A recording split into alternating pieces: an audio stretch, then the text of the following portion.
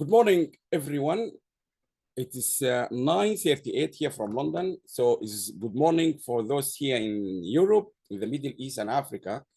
And it's good night for those in Asia, in Japan, Malaysia, Australia, Indonesia, and that part of the world. And I believe our colleagues and friends from the United States, some of them are awake, but it's very, very early morning there. Welcome to this international online conference. This is a conference dedicated for the United Nations International Celebration for the Youth. They call it United Nations International Youth Day 2025.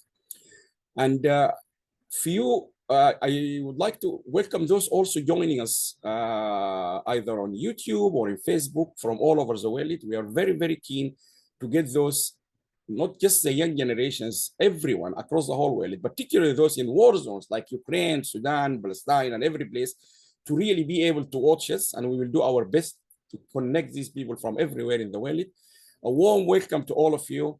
It's a great pleasure to see you here. Particularly, this is almost a summer vacation for everyone. All universities are almost shut. And we highly, highly appreciate all the efforts you have made, starting from the organizers to the contributors. And someone told me yesterday, said to me, today, Alam, is expected to be 29 degrees here in the UK. People are going to Brighton Beach to enjoy the beach, Alam, and you're going to lock people in the room for 8 or 5 hours. So we highly appreciate you are here in this conference. You are not in a beach somewhere. I know it's quite exciting to go to the beach now.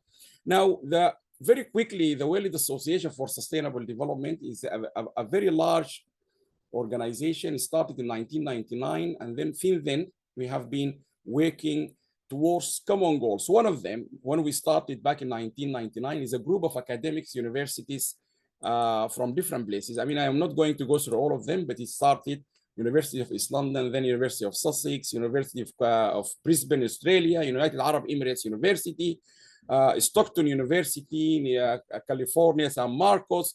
There's a lot of universities being involved in this organization. Yes, Delhi, University of Delhi, Professor Seema Joshi, Australia, New Zealand. There's a lot of organizations being involved.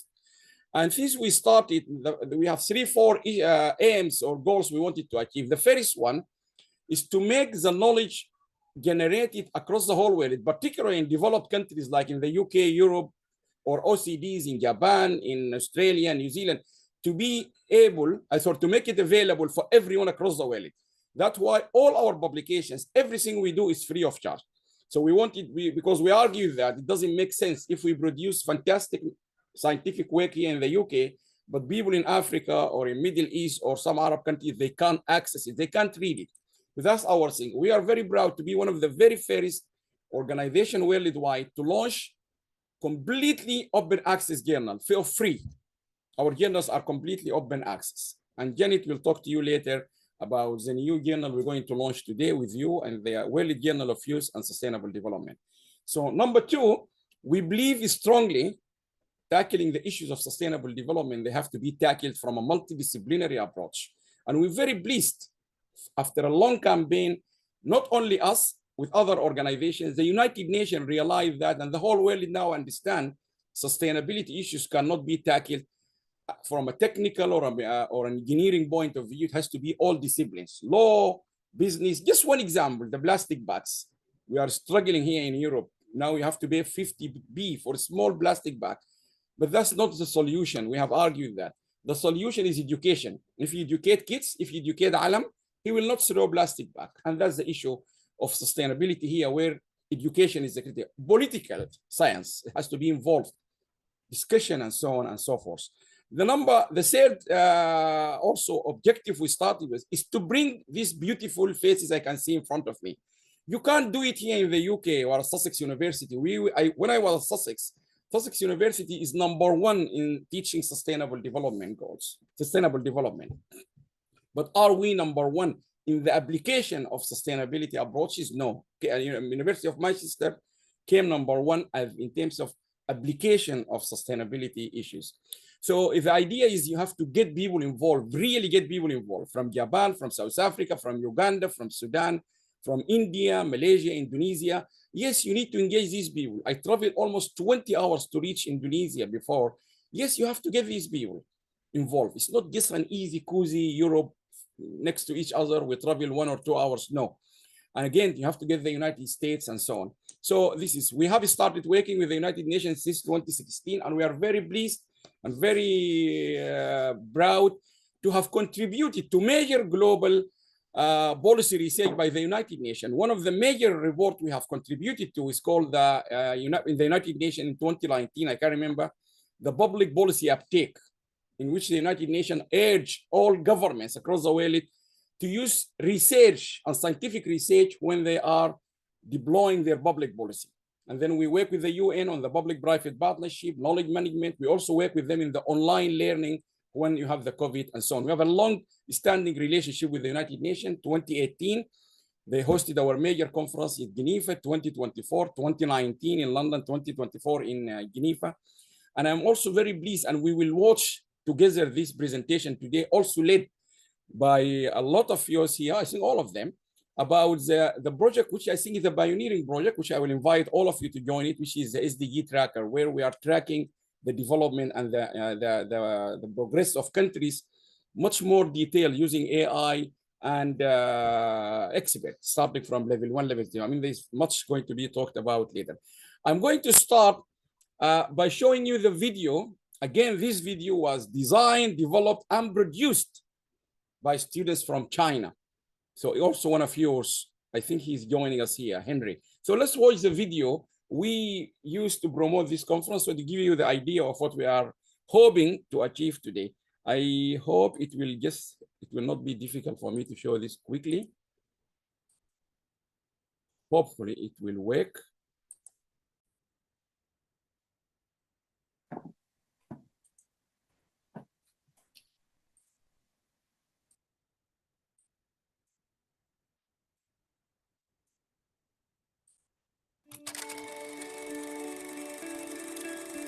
Good morning, everyone. It is 9:38 here from London. So it's good morning for those here in Europe, in the Middle East and Africa. And it's good night for those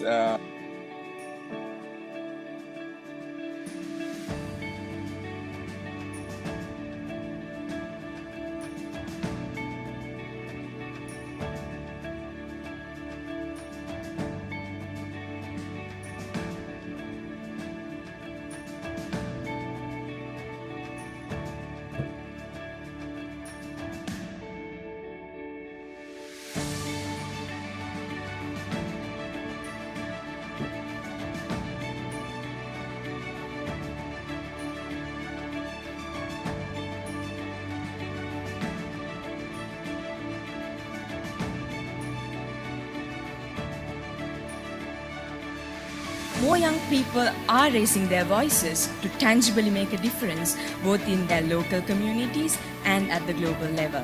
Engage our young people with sport, art, culture and digital. Equip them with the mental, physical and emotional resilience and character. And then empower them with an inspirational aspiration of further and higher education, employability or entrepreneurship.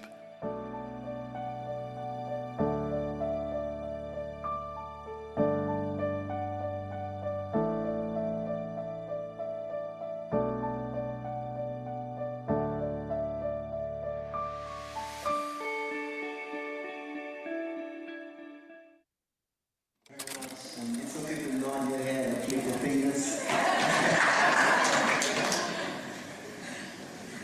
I pledge to do everything I can.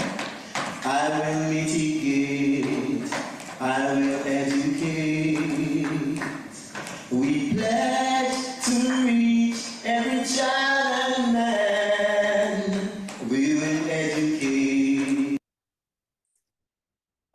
That end video at the background of the video was recorded by a group of yours, 50 of them, in San Lucia, in the Caribbean, in 2010, when we traveled to our conference with Dr. Gail Rigobert with the government. You can see from that time, this is 15 years, they were pledging to mitigate. They were talking about this in San Lucia 15 years ago. Now, what we're trying to achieve here is a couple of things. Number one, we want to celebrate you, the youth, at the United Nations. I will read you what the UN is saying in their theme. But there are three issues again with the youth or the young generation. Number one, when the United Nations or this Brundtland report about sustainable development, officially launched by the UN Commission on Sustainable Development 1987, many years ago, they said we should all do this, what we are doing here on sustainable development for you, the young generation. So if I'm now having 2 mobile phones, we need to make sure you in the future, you're having enough sustainable energy or sources to cover the cost of this one, and you are using it wisely to help you achieve sustainable development. So everything was supposed to be done to help you to have a better future.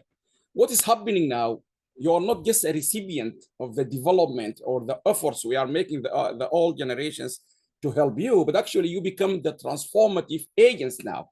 The United Nations and the whole world see you as a transformative agent. You are not just a recipient of the development, the benefits of development or sustainable development. You actually the agents now.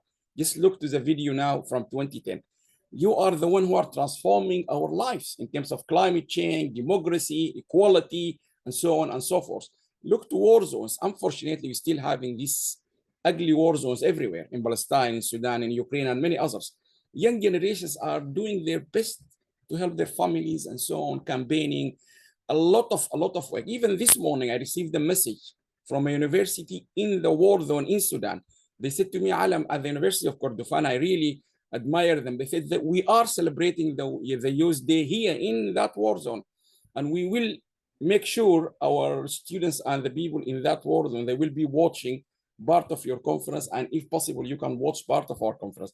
So this is very important. Number two, this revolution, the Secretary General Cortés last year, he said in September, we can now see clearly only 17% is going to be achieved from the Sustainable Development Goals. Unfortunately, that's the reality by the Secretary General Cortés last year. But he said, we are hoping AI, artificial intelligence, will help the whole world to accelerate the progress to achieve Sustainable Development Goals. When I was at university, I did not study AI, or there was no course on artificial intelligence. You are the one who knows AI. You are the one who studied artificial intelligence. You are the one who you are using artificial intelligence. So there's a lot of connections between what we are hoping it will happen because of you. You are the transformative agents now. Number three, I don't know if you know this fact, more than half of this world is young generations, youth. The majority of the world now are the young generations. So in terms of population, you are more than 50%. Number three, more and more evidence from research, from World Bank, United Nations, universities, they all confirm one thing. They said the future countries which will leave this world, the future countries which will leave the world, such as India is being given an example, there's one common thing in these future countries, they call them future countries, they have a large proportion of young generations. India is cited one of them, believe it or not, also Sudan, the country in war now, is cited one of them, because there's an overwhelming number of young generations. So young generations now, from a research point of view, are clearly linked to the future perspective of countries who will lead this world. It is really depending on those young generations. So you are really the future of everything. And I think we have witnessed, we have seen how you guys are now leading this world. I'm going just to read to you one or two sentences from the Secretary General of the United Nations. He said it yesterday. I hope I can get it quickly. Cortés, the Secretary General, said, young people are bold innovators. Just look to the wording, bold innovators, resilient organizers, and essential partners in achieving the Sustainable Development Goals. Let's repeat the three words. You are bold innovators, and that's true. Resilient organizers, and essential partner. And I think you really need to remind yourself, you are essential in what is now we're all struggling with, Sustainable Development Goals. So the UN look at you as innovator, bold, resilient, and essential for achieving the United Nations Sustainable Development Goals. They are driving sustainable development, building more inclusive communities, forging peace. And we're going to listen to a paper today, a presentation from South Sudan about the role of you, the young generations, the youth, on peace, and demanding a fairer, greener, and more into the future. So this is just a kind of background. we have fantastic lineup. First of all, I would like to thank all those who have contributed to this conference from all parts, starting from Razan, you have seen her, Lena, Lena, Janet, many people. Plus, your contribution is very, very important. Let me thank you all before you start. Of course, we have our own official way of saying thank you to you, all of the contributors. But I have the pleasure of looking at all your presentation last night. Really fantastic. I really can't tell you how much I'm looking forward to watch you and listen to you. And I really encourage you to share this link to anyone who can now join us. Really fantastic presentation. We're going to start just from a geographical point of view. We're going to start from Asia. By the way, I can see Razan here. Razan, do you want to lead your session or do you want me to do it? Because I remember you said you might have small issues. Just text me here if you want. So we're going to start from Asia because this is a late time now. It's banned there. If you can text me on the WhatsApp, Razan, I will understand because you are muted now. Now we're going to start from Asia because this is a late time for them now. They're already late night. And then we will come down towards Middle East Africa because the time will then allow, like Jordan, Egypt, Sudan, and so on, and Saudi Arabia. And then we will move further up to Europe, Italy and others, UK, and then we will end up finally with those in the United States, which I really appreciate. This is too early for them, but they are joining us. So we start from Asia, coming down all the way until we end up with the United States. So that's all from me. There is much. Please go to our website. We have moderators. I'm really pleased because she texts me in the morning. She might not be able to have few issues. She might not be able to join in the morning to lead her session, but I'm really pleased to welcome Razan Ahmed. Razan is a graduate. She's joining us from Wales. We're going to travel all over the world, but I can assure you we're not going to consume any CO2. This is all virtual. So if you look at the amount of hours, and maybe that's a test for you at the end of this conference, we'll give an award for someone who can calculate the number of hours we're going to be traveling from country to country. So our moderators, I will say a few words about each moderator. I'm really glad I'm going to enjoy this watching. Razan, she is a graduate of University College London with distinction. Very smart, very bright, young, I will say girl, because now we're really advancing women and girls as well. She is very experienced. She traveled. That's why I'm really pleased she's going to be carrying this. From her bio, you can see she's been to Africa, to Middle East, to Asian countries, to even, I think, Caribbean. Even her dissertation is on the US. She's a global young mind, but it's a global big mind. She will be moderating this session. And I think we're ready to go, Razan. So what we will do, first, I will unmute you. Razan, you are a co-host now, so you can start introducing, and then I will prepare. I will be more of with my team here to help you technically. So thank you very much, and the floor is yours, Razan. Okay, great. Thank you for that introduction. I'm just going to share my screen. Yeah, is that accessible? Okay, so hello everyone and welcome. It's so lovely to see people joining from all around the world for today's very first International Youth Day conference by the World Association for Sustainable Development. As Professor Alam just introduced me, a bit about me, I've just recently graduated and I'm really passionate about tackling society's biggest inequalities through sustainable development practices. I'm currently working at WAST and have played a big role in organising today's event. Now, before our speakers begin, I wanted to talk about why today is so important and what it represents. So today is all about celebrating young people, not just as leaders of the future, but as leaders of right now. Around the world, young people are stepping up with fresh ideas, creative solutions, and the courage to tackle problems head on. They're shaping communities, challenging the way things have been done, and showing that age is no barrier to making a real difference. Now, this year's International Youth Day conference will also underscore the essential role of local and regional governments. Being closest to the communities they serve, they are uniquely positioned to create inclusive policy environments, allocate resources, and establish mechanisms for youth participation in local planning and decision-making. by integrating youth priorities into local and regional strategies and fostering partnerships with youth organizations, authorities can collaborate with young people to transform their ideas into impactful solutions. Now, Professor Alam also briefly touched on this, but I think it's quite easy to forget the scale of youth potential. So young people make up the largest generation in history. More than 1.2 billion of us are aged 15 to 24. That's myself included. And that's a lot of potential for energy, innovation, and change.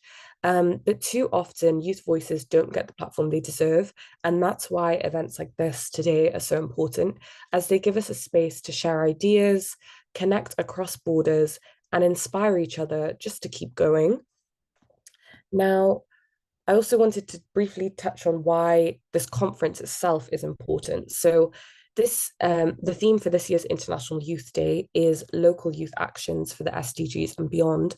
And it serves as a reminder that big change doesn't happen at global conferences or in government offices. It actually happens in small community projects, in schools, in online campaigns, and in grassroots movements, places where young people are working every day to turn big goals into real world results. And these are just a few things that our speakers will touch on today. Now, so let's jump in to session 1. I'm really excited to present our key speakers to today. And this session will take us on a journey across different countries and topics, showing the variety of the ways youth are making an impact. So firstly, we'll start with our speakers from Japan, Jasmine Coates, Otoha Kawada, Sakura Tanaka, and Arden Nab, who will collectively talk about reimagining education as a lifelong, adaptive, and inclusive process, using personal experiences and the UNESCO Futures of Education framework to shape policy. Next, we'll be led by Shreya Dave, who will talk about promoting eco-friendly lifestyles for a more sustainable future, followed by Dr. Pritimoy Das, who explores mental health disparities among migrant communities in Bangladesh. And finally, Manyi Chin will speak on the environmental and health impacts of microplastic pollution, an issue affecting people and ecosystems everywhere. So each of these talks offer a unique window into how young people are making change happen in their own way and in their own communities. So let's get started. Jasmine, I believe you can read.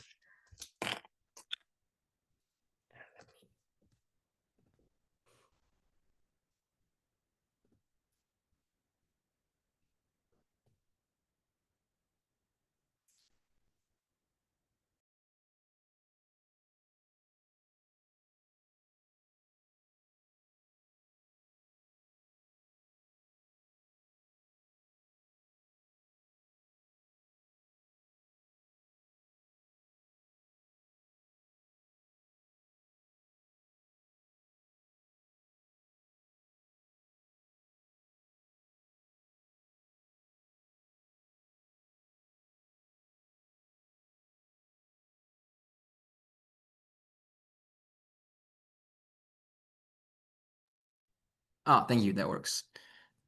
Yes. So good day, everyone. My name is Arden Knab, and I'm joined today by my group members, Jasmine, Otoa, and Sakura. We're students of the SPSF program at Sophia University here in Tokyo, Japan. Our program is basically a sustainability-focused initiative that explores sustainable practices across various majors, including business, international relations, education, journalism, and many others. Because of this, our topic today focuses on the importance of sustainability in education, because we believe that education is a crucial part of maintaining sustainable efforts and spreading global awareness on contemporary and future issues. Over the next few minutes, I want to show you why starting with education is essential if we want to address sustainability efforts to be effective, lasting, and future-focused. Next slide, please. So in short, our aim is pretty straightforward, but also very ambitious. We want to introduce sustainability as a core concept in modern curricula. Why is that? So it is basically to embed sustainable thinking into values, decision-making, and societal structures from the very start. While we understand that in some countries, embedding sustainability into education can be considered a privilege, we still believe that is vital for building a truly global and inclusive approach to education. Next slide, please. So unfortunately, as we've seen in recent developments, we've seen that sustainability has begun to be being pushed further into the political background. Many companies have cut back on diversity, equity, and inclusion programs. Large energy firms that once promised green transitions are reinvesting into fossil fuels. Governments have opened up protected lands for industrial use, as the US has recently done, and ongoing humanitarian crises are often sidelined or ignored in global debates. On this shift kind of shows why we cannot treat sustainability as a passing trend or set for short-term projects. Instead, we need to integrate it into the very structure of how societies operate, and that basically begins in our classrooms. Also, when we hear the word sustainability, most people immediately think of the environment, reducing emissions, protecting forests, or combating climate change. And this focus is important, and I'm sure that you will hear many groups presenting about these issues today, but sustainability is also far more than an environmental issue. It is also a societal and cultural one. And that's where education basically comes in. Education shapes the way societies think, act, and make decisions. If we want sustainability to be more than just a response to crisis, we must teach it from the very beginning, not as a separate subject, but as a value woven into all aspects of learning. Too often, sustainability is framed as a way to fix problems we're already facing, rising temperatures, pollution, and inequality. While those efforts are essential, they are more reactive, truly. So true sustainability also requires prevention in the first place. And prevention begins where society itself begins, in our classroom from the earliest years. So schools are not only places to learn facts, they shape values, mindsets, and the way people think about their role in this world. If we introduce sustainability as a core concept from an early age, we can foster a generation that naturally considers the environmental, social, and economic impacts for their actions. And by integrating sustainability into education, we can raise generations who not only understand the urgency of today's issues, but also have the mindset, skills, and creativity to avoid creating those same problems in the future. This is about fostering long-term awareness, critical thinking, and a sense of shared responsibility. We already kind of see this today in our Fridays for Future efforts, but we believe that by integrating sustainability properly into education, we can raise this awareness and increase participation. Thank you. This spring semester, our team was all part of an advanced sustainability class led by Professor Maruyama. This class used the UNESCO Reimagining Futures report as the base and focused how we can create a more sustainable environment for everyone. AI has become a central part of modern education, yet it is also one of the biggest temptations for students. Instead of banning it, our professor encouraged us to embrace it as a creative tool. For example, our assignment started reading a chapter from UNESCO's Reimagining Futures report. We took detailed notes, but instead of just submitting written summaries, we used AI image creation tools to transform our notes into visual graphic recordings. This allowed us to capture complex ideas in a more engaging and memorable way. After class, the learning didn't end. Professor Maruyama would use AI video creator features to turn our discussions into short podcast episodes. We could revisit them anytime, and this blended approach made our learning more flexible, more interactive, and more connected to real life. The structure and the atmosphere of our class reflected many of the very principles that we were studying. As Sakura mentioned, we integrated digital tools to enhance our sustainable practices during our class with Professor Maruyama. But we also did a little bit more than that. We held classes outdoors when the weather permitted. Now, this might seem very simple, but it was a very effective way to integrate sustainable practices into the learning environment. This was actually a student-led initiative, and it challenged the traditional curriculum structure, and instead aligned our learning with the natural cycle of the season. For example, if you look on our slide, there's a photo of all of us sitting in a circle. This was during the wonderful season of spring in Japan, when we took advantage of the weather and held our 100-minute classes on a green site anywhere within the university campus. As shown in the photo, often we would sit in a circle, and this created a more inclusive environment, enabling students to engage with one another directly, even more so than if we were to sit in a regular classroom.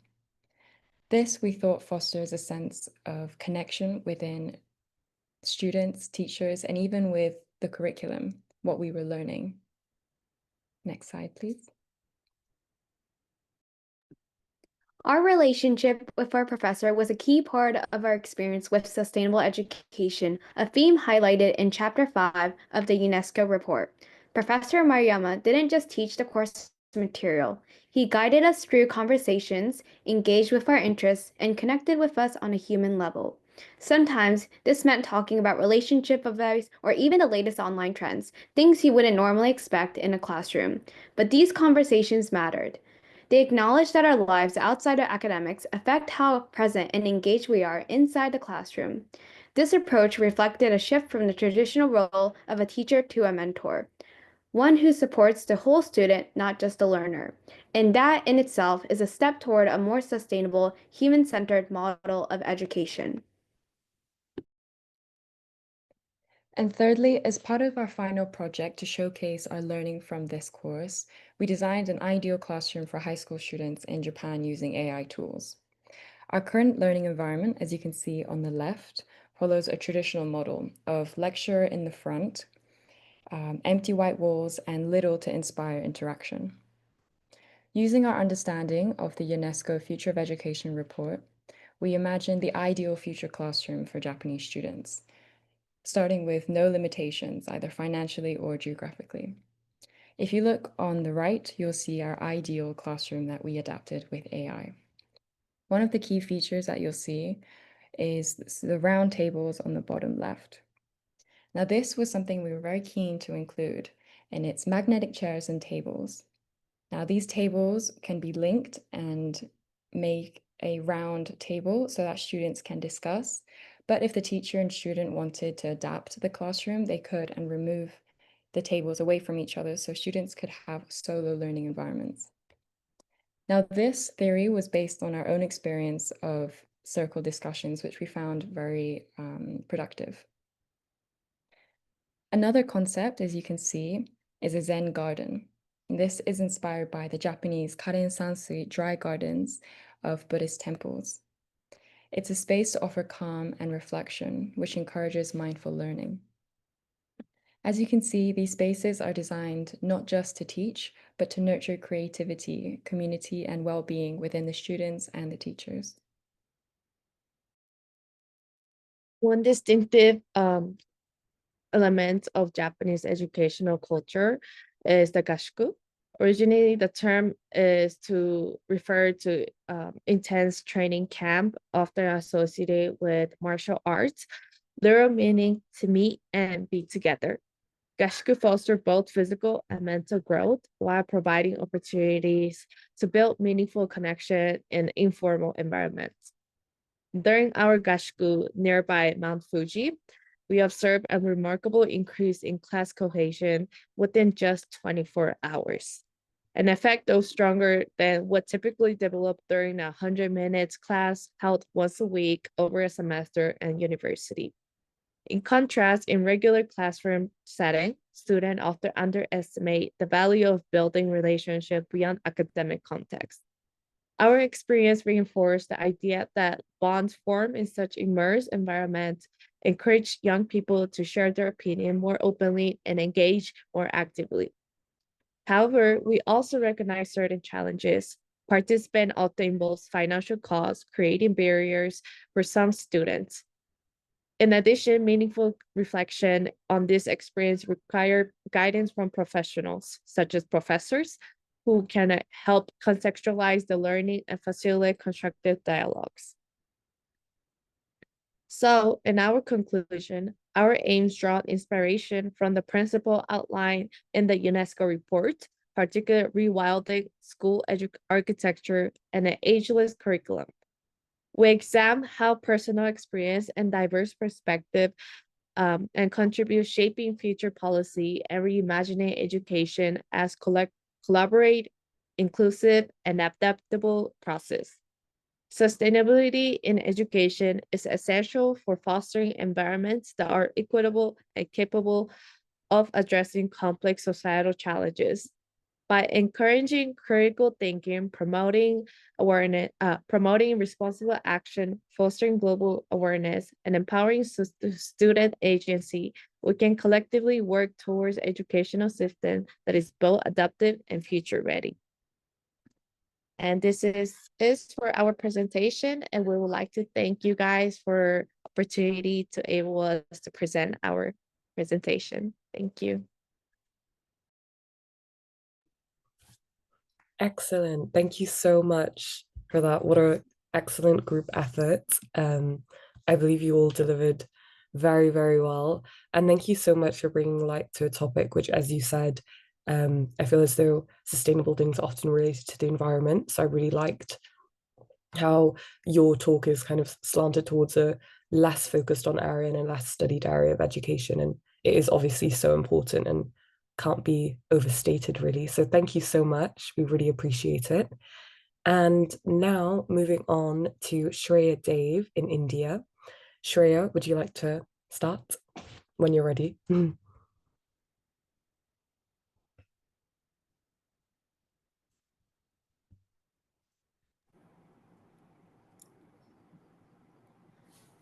Hello, am I audible? Yes, we can hear you. Okay, I'll just present my screen. Yeah, no problem.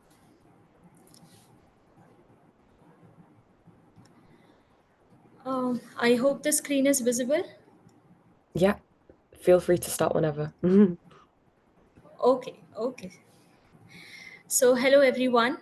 I'm Shreya Dave, a PhD scholar in the Department of Public Policy and Administration, Pandit Deen Dayal Energy University, Gujarat, India. My topic is Youth in Action, Driving Mission Lifestyle for Environment, Life, and SDG Synergy. I want to take a moment and say that this particular topic is very close to my heart, as my PhD thesis also revolves somewhere around this, and the papers that I have written also revolves around the keywords like sustainable lifestyle, sustainable development goals, the role of youth in bringing these sustainable choices in the daily life. My only motto is that I want to explore community participation and want to know more about community engagement programs and what we as a society can do to amplify sustainable actions and outline the way forward. So, this particular quote by Kofi Annan, he is the former Secretary General of the United Nations. He has explained the role of youth in a very lucid manner. He says that youth is not only the leader of tomorrow, but also the partner of today. We have heard many people talk about how our actions are going to have an impact on the future of the youth or the future generation.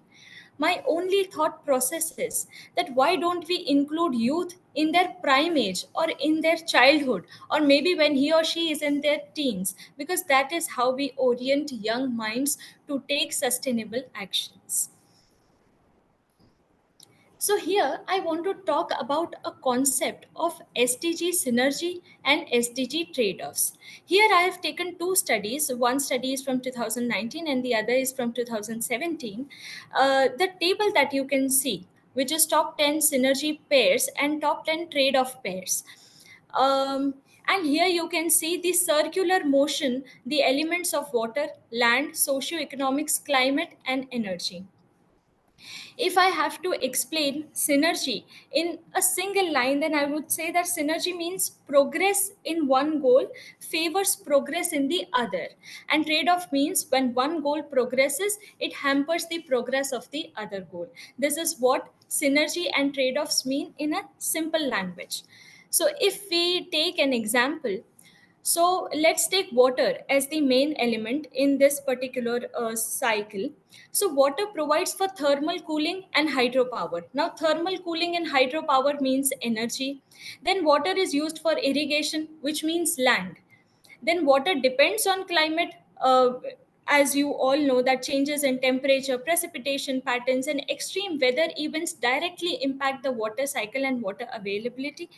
And then water depends on socioeconomics, meaning household demand increases water use. So here what we can understand, that each and every element is dependent on the other element. This is what synergy means, that once you progress in one goal, the other goal also progresses.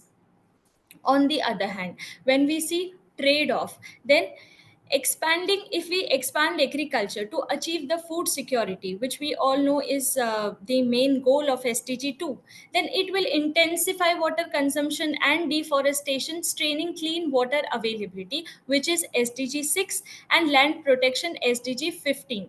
So here we can see that how the progress in one goal is going to hinder the progress in other goals. So this is what the study talks about. Now, during my literature review, I found that many people have written papers on maybe SDG 6 or SDG 7 or SDG 11, so on and so forth, separately. My concern is that why don't we study the integration of the SDGs? Meaning there, for example, in this particular decade, we can see there are a lot of studies that talk about the nexus approach. Nexus means synergy, just an academic terminology. The two famous synergy or nexus approach studies is water energy nexus and water energy food nexus. So such studies, now we are focusing more on that, but still we need to focus on the synergy between the SDGs and the trade-offs between the SDG. If we know the consequences of how the action in one goal is going to impact the progress of the other goal, that is when we will be able to make correction in our policies. Now I want to talk about mission lifestyle for environment. I mean, why did I choose life mission? And I want to correlate it with SDG synergy. So just a little information about life. Life was introduced by India at COP26 in Glasgow on 1st November 2021. It is an India-led global mass movement to nudge individual and community action to protect and preserve environment.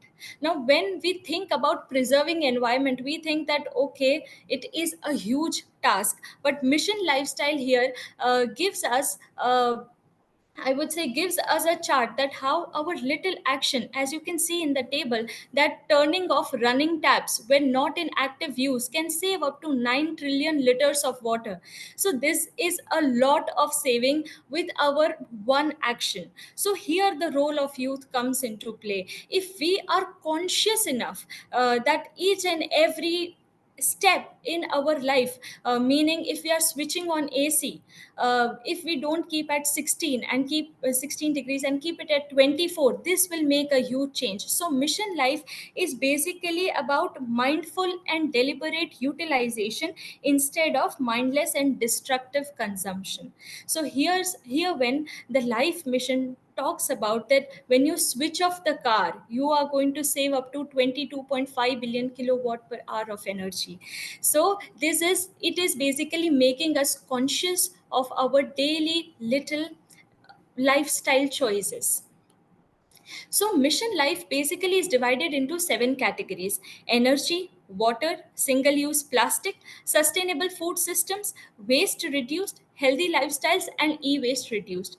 As we have all studied about sustainable development goals, we know that how much SDGs revolve around these 7 categories of mission life. For example, energy saved of mission life category is directly related to SDG 7, which is affordable energy. Water saved is directly related to SDG 6, which talks about water and sanitation, and also SDG 12 and 13 that talks about responsible consumption and production and climate change. Single use plastic is related to 12, 13, 14, 15 SDGs.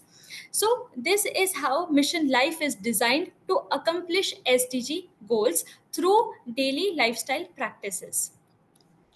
This is just an example of the life actions. So basically, life has 75 individual life actions, and this is the example of the same. As you can see in single-use plastic, this is basically a chart for us to follow. For example, to use cloth bag for shopping instead of plastic bag, to carry our own water bottle wherever possible, and in the energy saved section, we can use public transport wherever possible. We can take the stairs instead of elevator wherever possible. So this is how we can make conscious lifestyle choices to save the climate and to, I would say, to reduce the CO2 emissions. Now, as we all know that we can talk about how much climate can impact with our daily lifestyle activities and everything, but we also need to talk about what is the way forward and how we can contribute, or how we, the youth that are gathered here, we can contribute in transitioning from dispose away culture to circular economy.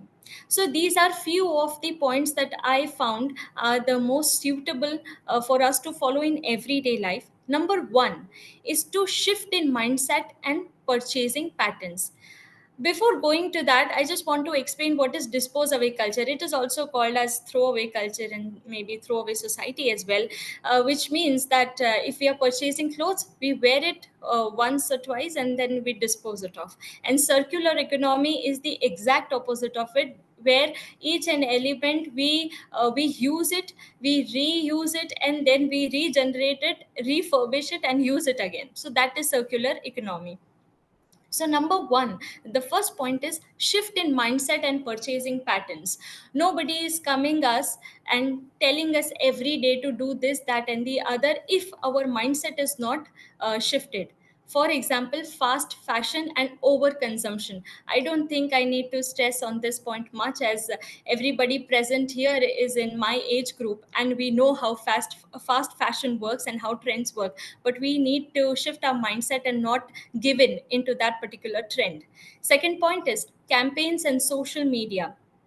Now, in Mission Life, there are many eco clubs run on social media, and there are many campaigns. Also, these campaigns are in the universities and schools. So, this is one of the good suggestions and also a good platform given by Mission Life, through which we can contribute our part in climate change. Third point is community engagement, which is tree plantation drive or maybe cleaning the rivers drive.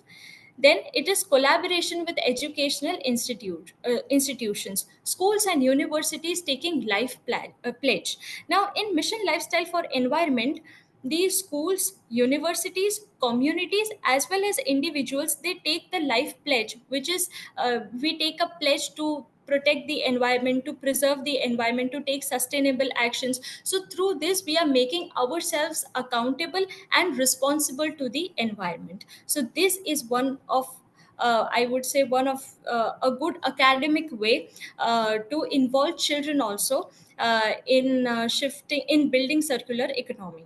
Then being vocal about it, exactly what we are doing right now, which is example WASD conference. We are right now, we are here, we are talking about it, we will write about it, we will publish about it. So this is how we can reach the mass, because sustainability is not for classes, it is for masses. We need to include the mass, and such conferences are a way to it. Then the last point is that working with NGOs and self-help groups, this is the most conventional way that we can reach out to the society. Um, Whenever we talk about environment, whenever we talk about sustainability, we always have this thing in mind, that what our single action can do to change the environment, or to bring a change, or bring a positive change in the environment. Though I have given many examples for the same, but yet there's a feeling that, okay, if I am going to switch off my car on the traffic signals, or if I am going to if I'm going to repair my leaking tap, how is it going to help the environment? Or if I am conscious enough, is is it enough? So there is where this quote comes into play, that never doubt that a small group of thoughtful, committed citizens can change the world. Indeed, it's the only thing that ever has. We here as a group of people, we are the committed citizens who can change the world, and we can write, talk about it, and we can reach to the masses. So it's never that what our single change can do, it's just that we need to change ourselves and bring a change in the mindset. So last but not least, I want to thank the WST conference organizers for giving me this wonderful opportunity to talk about the topic, to talk about what I feel, and I'm grateful for this opportunity. Thank you so much. Yes. Thank you so much, Shreya. That was incredible. Very, very insightful. I feel like I am walking away from that presentation having learned a lot, and I'm sure a lot of people have too. Your passion for this topic really comes through, and it really made it just really excellent to listen to and engage with. And you really have a great skill of bringing quite like analytical, complex ideas and breaking it down into understandable kind of smaller things that the general people can understand, which is incredible. Thank you so much. That was very insightful, and we really appreciate you joining us today. Thank you so much. Thank you so much for hearing me. No problem. And now we will swiftly move on to Dr. Pritimoy Das from Australia. So, Dr. Das, feel free to go ahead whenever you feel.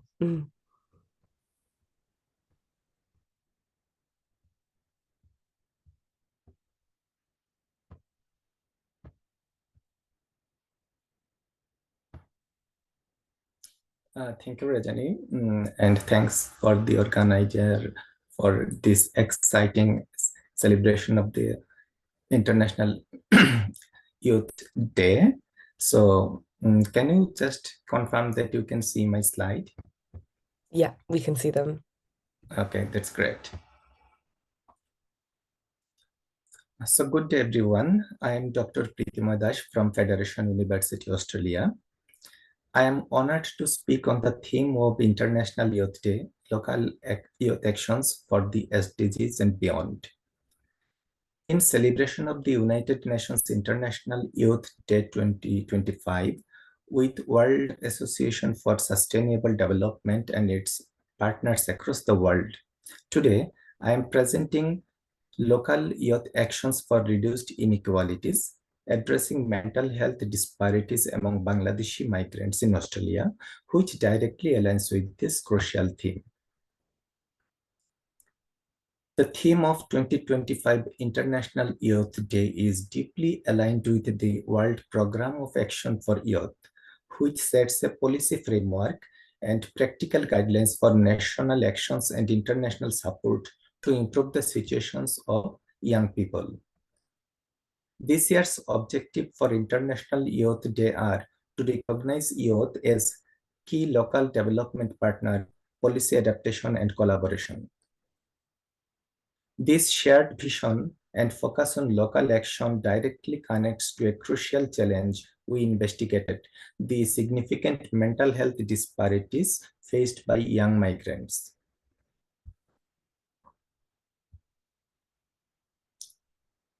Back in 1946, the World Health Organization defined health in its first constitution as a state of complete physical, mental, and social well-being, and not merely the absence of disease or infirmity. However, over the past half-century, mental health has not received the international attention, political priority, or funding that it deserves. In Australia, it is estimated over 1 in 5 people experienced a mental health disorder in the previous 12 months. Among the leading diseases in Australia, mental health issues ranked just after the coronary heart diseases and musculoskeletal problems. One unique feature of Australia is that it is a multicultural country with 30% of the Australian population are overseas born. and hence they are called migrants.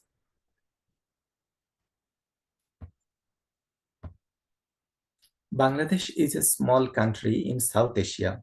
The number of Bangladeshi migrants in Australia has been increasing rapidly in recent years.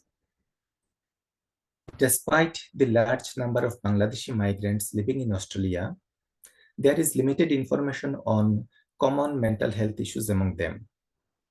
The lack of understanding makes it difficult to address the roots of distress within this population.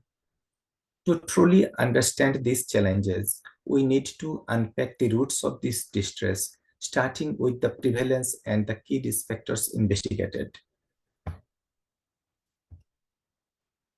In 2023, we enrolled 196 Bangladeshi migrants from all over the Australian states and territories. Their mean age was 40 years. Male represented slightly higher than female. Most of the participants were from Victoria and New South Wales, where 80% of Bangladeshi migrants reside. The prevalence of high to very high psychological distress among Bangladeshi migrants in Australia was 43%. The prevalence of depression among them was 35%. To put this into perspective, this prevalence of psychological distress and depression was at least 3 times higher than the Australian national average. This significant disparity underscored an urgent need to reduce the inequalities within countries, ensuring mental health well-being for all population, including migrants' youth. The risk factors were at least double among migrants with multiple comorbidities and who experienced discrimination and racism in Australia. Loneliness, dissatisfaction with friendship, a lack of community engagement, and low English proficiency were other risk factors. Beyond these statistics, it is crucial to hear the authentic voices and lived experiences from the community, which reveal the profound human dimension of these inequalities. Our qualitative research captured the lived experience of Bangladeshi migrants, revealing profound insights into their struggles. There are clear gaps in public health communications too. As one of our migrant respondents described, in Australia, you will never see anything on local channel that says, okay, this is the mental health service available for migrants.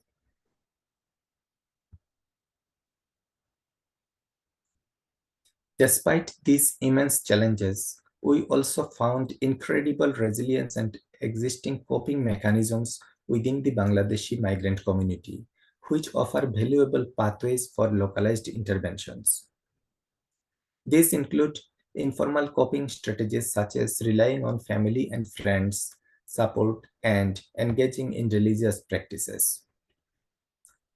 We also observed innovative self-help methods like using affordable online counseling sessions from Bangladesh and smartphone apps, which indicated willingness to seek support if accessible and culturally appropriate.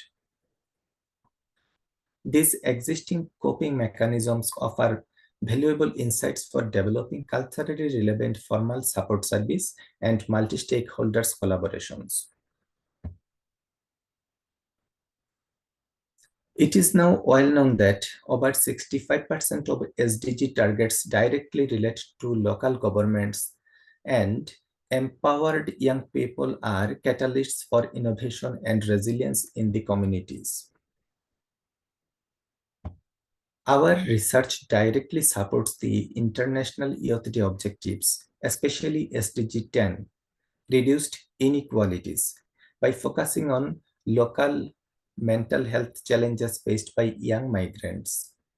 It provides actionable recommendations for local governments, community organizations, and healthcare providers to empower migrant youth.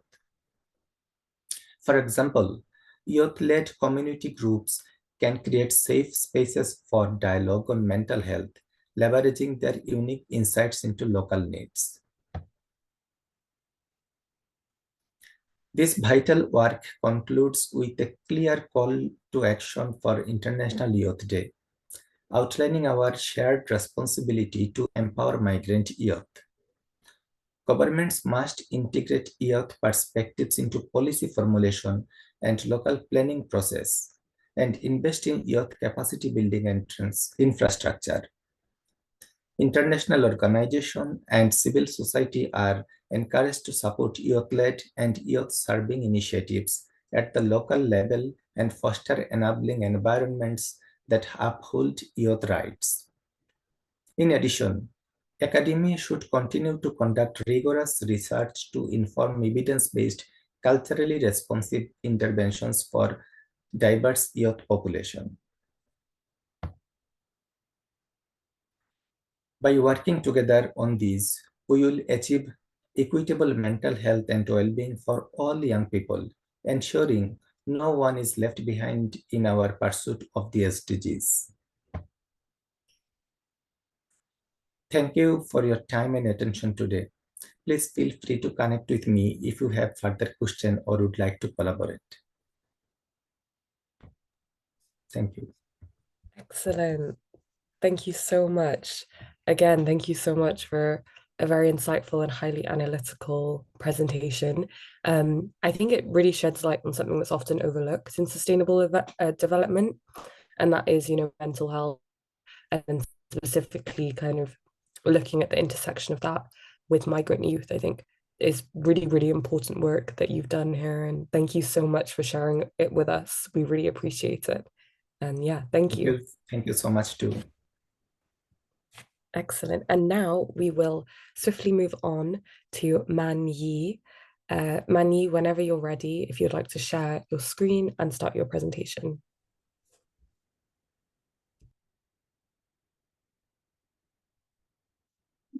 Can you see it? Yep. My name is Man Yi, and I'm currently a PhD candidate and also a young researcher in the Faculty of Science and Engineering from the University of Nottingham, Malaysia.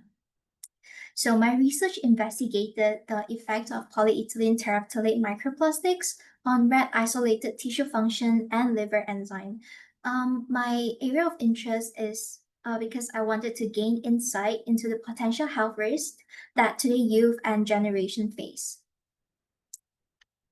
So, plastic microplastics pollution has emerged as a threat to not only the environment, but also the human health with far-reaching implications for the well-being of the future generations. So, according to Plastic Europe 2024, they published a fact about the plastic production in 2023. In 2023 alone, there is a total amount of 413.8 million tons of plastics produced, which is a lot. And among that 400 million tons, 6.2% of it is polyethylene terephthalate, PET. I believe that all of us here has used products that is made of PET before, because many consumer products packaging is actually made from PET, including the detergent bottle, plastic drinking water bottle, takeaway boxes, and whatever plastic product that's labeled as number 1. So all these plastic products, they will degrade into tiny, tiny pieces called microplastics. And microplastics can remain in the environment for a very, very long period of time. For example, in the aquatic environment, in the freshwater, marine water, marine sediments, in the air, and of course in the soil. So as I mentioned earlier, it can invade the water system and is ingested by aquatic organisms. For example, fish, shellfish, and eventually all these microplastics will enter the body of living organisms, including human. So what I wanted to find out is what happened when PET microplastics is exposed to animal tissue and liver enzymes, so that we know that if the same situation happened in human, what are the possible consequences? So this is the aim and objective of my research. My main aim is to investigate the effects of PET microplastics grinded from plastic drinking water bottle on rat isolated tissue, specifically the blood vessel of aorta, the airway, trachea, and also the bladder, and also to see what is the effect of PET microplastics on liver enzyme activity, specifically the CYP450 enzyme, which is an enzyme that preoccupy in the liver, specifically these 3 isotypes. So how do I carry out my experiment? First, I will grind plastic drinking water bottle labeled as number 1 into microplastics into powdered form, and I was subjected them into multiple characterization tests with various analytical technique such as FESEM, EDX, and FTIR. And next, I will incubate these microplastics with the 3 types of isozymes that I mentioned earlier using the screening kit bought from Live Technologies. On the other hand, the Sprague Dolly rats, which are the white rats, will be purchased from University of Kebangsaan Malaysia Animal House, and they will be sacrificed on the day of the experiment, and the tissue will be excised and cut into segments or strips, depends on the tissue type. And the tissue will be incubated for 22 to 24 hours with microplastics prior to the organ buff experiment.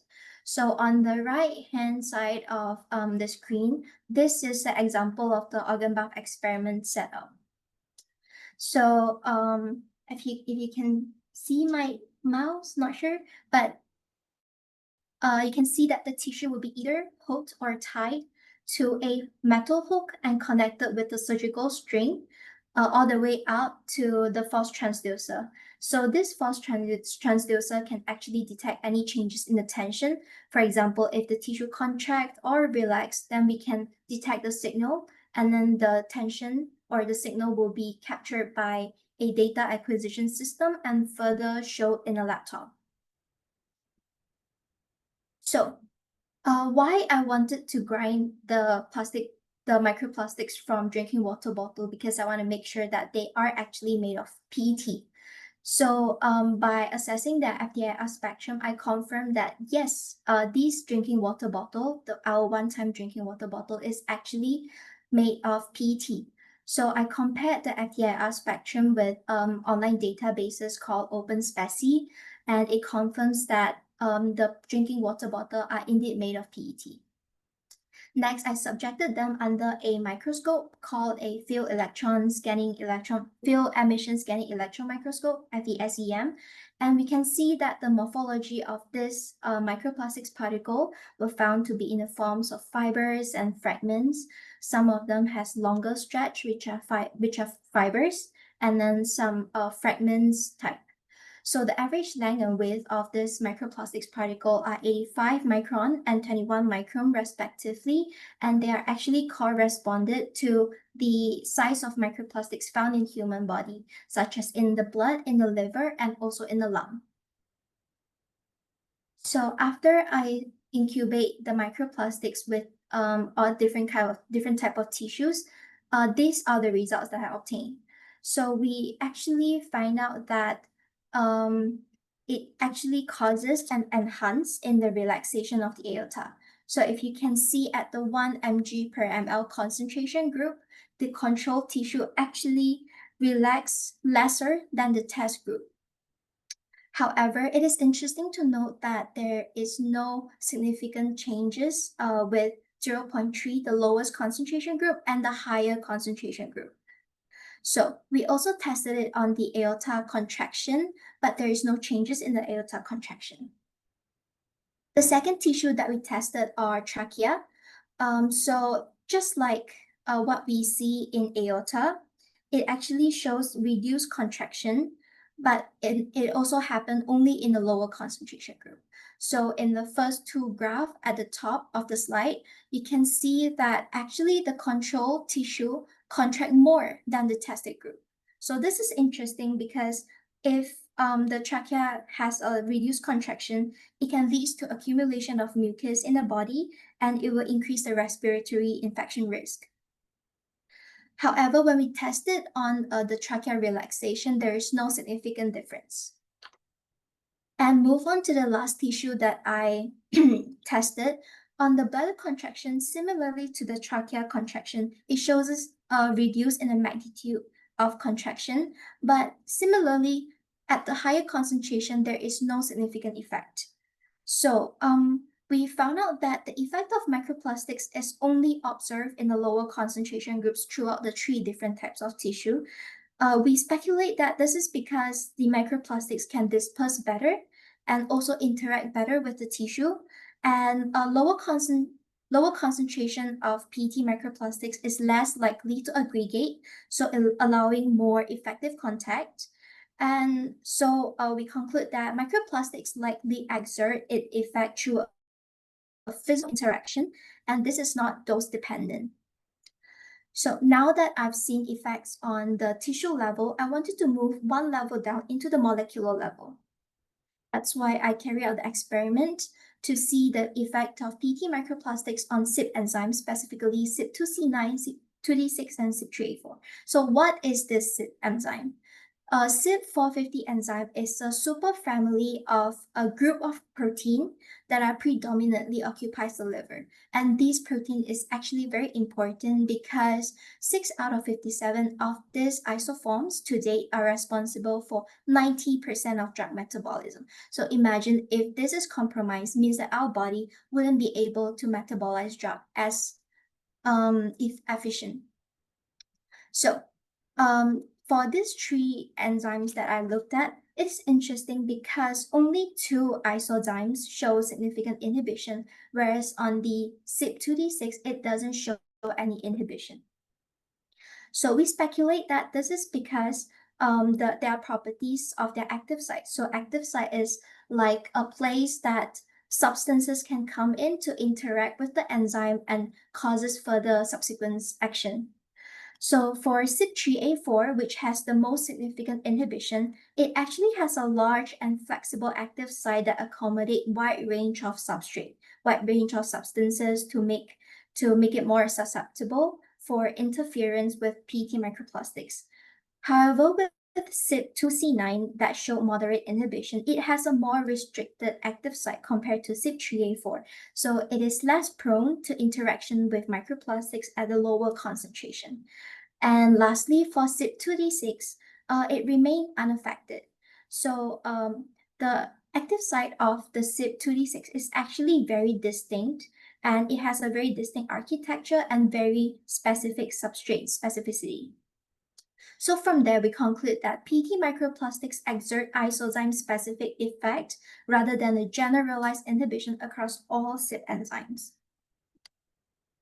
So to conclude my result, we found out that the acute exposure of PET microplastic to tissue did not impact the aorta contraction, trachea relaxation, and bladder relaxation. However, it changes the tissue function. For example, it increased aorta relaxation, reduced trachea contraction, and reduced bladder contraction. And on the other hand, with my enzyme study, it showed that microplastics selectively inhibited some of the activity, but it left other isozymes activity unaffected. And this difference may be related to steric hindrance effect, binding at other sites, or the properties of the active site that I mentioned earlier. So all this disruption could worsen disease in vulnerable patients by impairing normal tissue function and disrupting the detoxifying system in the liver. So what is the next step from my research now? For more lab work, we can investigate the impact of microplastics exposure on tissue structure by examining their histology, their tissue structure. And also we can have some mechanistic study to explore exactly how these microplastics interact and affect tissue function. So as the younger generation, all of us here, we will be the generations that are affected by this plastics pandemic. And hopefully through my research, I can contribute towards global goals and turn lab research into knowledge that communities and policy makers can act on. Thank you. Excellent. Thank you so much, Manyi. That was an incredible presentation. And I think one of the most scientific ones we perhaps have in today's lineup. So it really offers a kind of a new topic and something different, actually. So yeah, well done. Thank you so much for joining us today, and thank you for presenting your research. Now I will pass back to Professor Alam as we will move on to session 2 with a new set of speakers and Lina, our next moderator. Okay, thank you very much, Razan. Thank you, all the speakers. I think they have done fantastic. I really enjoyed all the presentation, but also the moderator was fantastic. And I have to surprise you all, particularly, I don't know how of the old generation sitting here. They have done fantastic. We started late by 7 minutes. We showed you the video for 3 or 4 minutes, so that's 10 minutes. And then I made my speech, and then we still, before the ending of the time. This never happened. It only happened when you have fantastic young generation. So congratulations, all of you. You have completed this session, Razan, in before the deadline. The deadline is 10:55. We still 10:53. So really, really, this never happened in the old-fashioned people like me who doing. The presentation were fantastic, really, really, really enjoyable. It was more of you watching and you're entertained by them. I would like also, before I forget, to thank all the professors who nominated these 4 presentations from Japan, from India, from Malaysia, and from Australia. And also for their support, because I'm pretty sure they have communicated with us. So thank you very much, all of the professors who have nominated this. And I think your nomination are really deserve the efforts. And I would like to thank you again. Can I ask everyone in the Zoom to show appreciation and thank you for these people by clicking, just make a noise, clicking the, I think in the reaction, what we can do is just at least make sure we click this one, because they have done really fantastic, really enjoyable. And I invite you all, the 4 of you, plus your professors, to join us in London in December. Yes, you are very much welcome. Now, we're going to move from session 1, and thanks to the moderator, we finished before the time allowed, which makes it very difficult for the other 3 moderators to do the same. So we're going to move to our second session. And in this session, as I said earlier, we are now moving from Asia, which is very late now. We're coming down to the Middle East and Africa, and then we will go down to Europe. So this next session is going to be moderated by Lina Sulaiman. Lina is the second year International Relations and Politics at Queen Mary University of London. She's one of the really rising stars we have seen in the last year. She has volunteered. She's been involved even in our last year conference with the United Nations in Geneva. She's a very global, again, the same like we said about Razan. Lina is also a very global mind. She met, she involved, she wrote, she's now involved in the SDG Tracker project, which is really very important project. Lina, the floor is yours. I think we already gave you. Yes, before that, let me, I think I can just see them now. Sorry, Lina, I'm really sorry. Now, those from, I can see them really, really, we admire this. Dr. Amal Khalil, this is a university in Sudan, in a war zone. They are joining us. We can see you, by the way, Amal Khalil, Dr. Amal. Yes, Prof. Alam, I am here. Yes, we can see you. Very pleased to see you, by the way. Yes.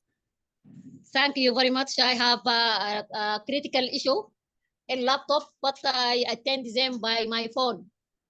This is really impressive. This is now in University of Kordofan in Sudan, right? Yes, now we are in University of Kordofan. Say hello. Wallahi, we say hello to all those guys. Really, really appreciate this. Really appreciate it. You're doing fantastic work, Professor. Thank you. Yes, by the end of this conference, we have a celebration. You can attend it. We will, with great pleasure, and we will do our best. We hope to see you. Really, really, this is grateful. I mean, this is a university in the heart of the war zone now in Sudan. And please, if anyone following us from Ukraine, Palestine, all these war zones, young generations, we would like to show you, to bring you here. Thank you very much, Dr. Amal. Thank you. Thank you all of you guys there. Thank you very much. Very nice to see you. Very nice to see you. So now we will move. I think we have we have a paper about the role of youth in, where are we? Let us just make sure. Now, Lina, the floor is yours. Sorry, I jumped because I just saw them here on the screen. That's fine. Thank you, Prof. Alam.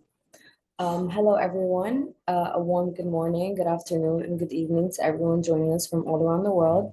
I'm so glad you could join us today to celebrate the UN's International Youth Day. My name is Yuna Suleiman, and I'm a student of International Relations and Business Management at Queen Mary, and also an intern at WASD.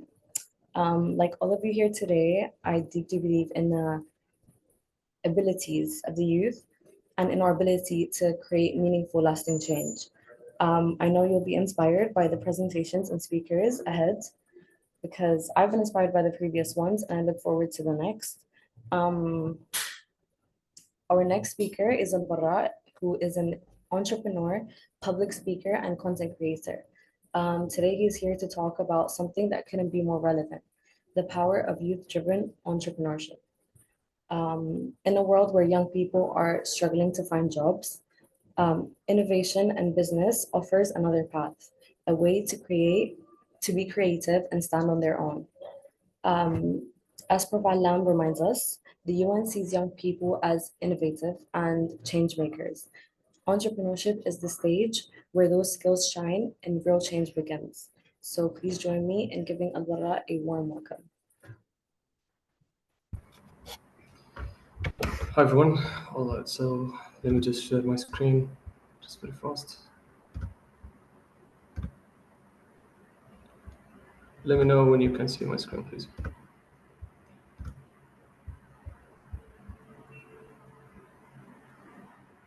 Do you see my screen?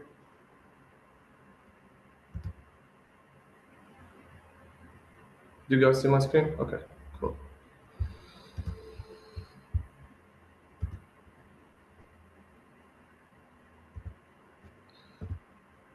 All right, so I'm gonna start this by saying, if you don't mind interrupting, there is a small, can you see that line saying app Zoom? Can you get rid of that on the screen so you can have a very clean video? This one? Sure. Yes. Sure. Okay. Thank you very much. Sorry for interrupting. Sorry. No, sure.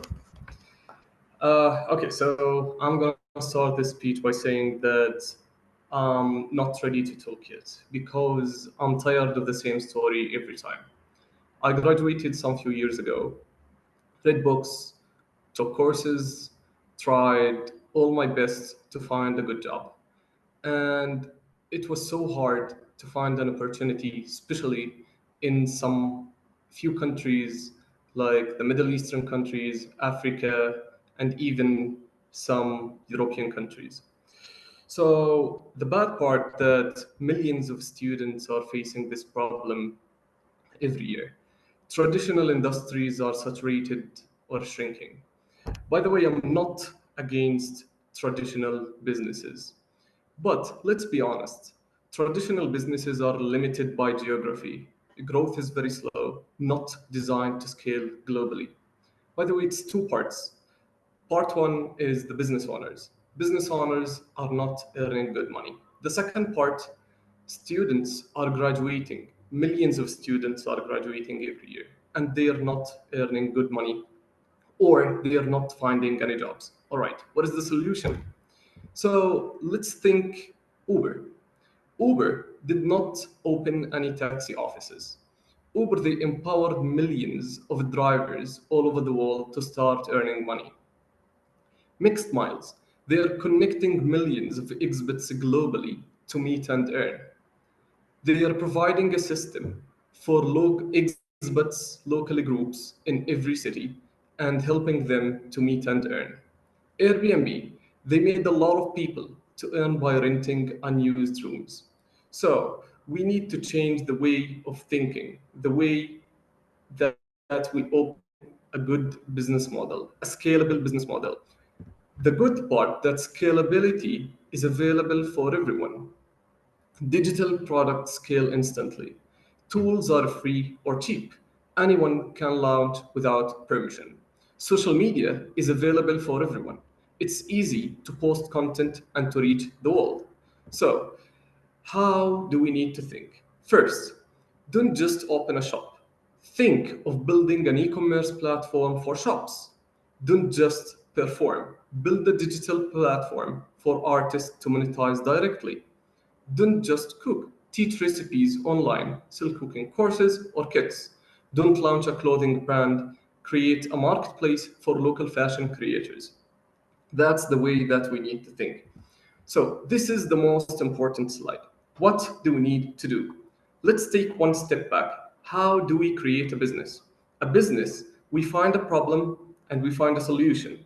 So the problem must be very common and exist in many places. We create a solution that lives digitally, app, courses, tools, or platforms. So step 3 is the most important step. Design it so others can use it or benefit from it.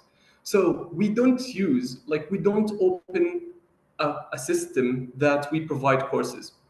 We open a system that helps teachers or instructors. It's going to help the both sides. Grow it through content, automation, or partnerships, because it's so easy to post content now and to reach the world. So you don't need to leave your country to reach the world. This part, guys, it's kind of sad and funny at the same time. At those days, we're still seeing a lot of people are leaving their countries, even to open businesses or to find jobs. But the good part that the businesses are available only by your phone or by your laptop. So let's try to change the way of thinking, not just focus about how we open a business that is in the red ocean. Red ocean means a business that is available and easy to do. Just think about an idea that can help others and help you to earn money at the same time. So this matches number 8, the SDG number 8, decent work and economic growth. Scalable businesses don't just make income, it makes space for others to succeed too. Every app, platform, or digital service is a part of the solution. So build a model that grows others too. Youth don't lack ideas, they lack access and belief. So let's just change the way of thinking. Thank you. This was Al-Ghuram Al-Kawi, the founder of Mixed Miles. I build scalable startups and create content that reached over 900 million views. Mixed Miles empowers youth to organize events for expats worldwide. Let's connect and let's collaborate. Thanks, everyone. Thank you so much, Al-Bara. And I personally found your presentation very insightful because I do business and I enjoy business. And I hope that one day, I could use your presentation as something that could inspire me to, start my own business and other people like me today. Our next speaker is Mirna El Mahdi. Her presentation will talk about the role youth can take in tackling interconnected issues such as food insecurity and corruption.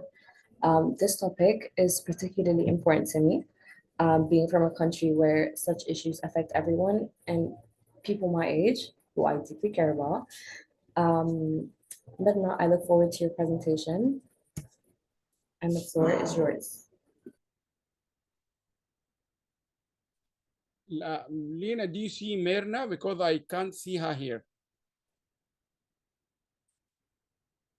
Can you raise your hand, Mirna, so we can open for you?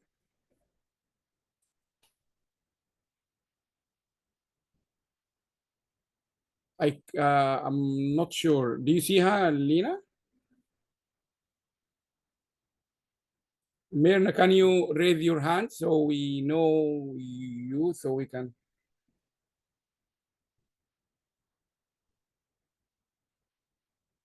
I don't think I can see. There's a lot of unknown accounts here, but I don't really.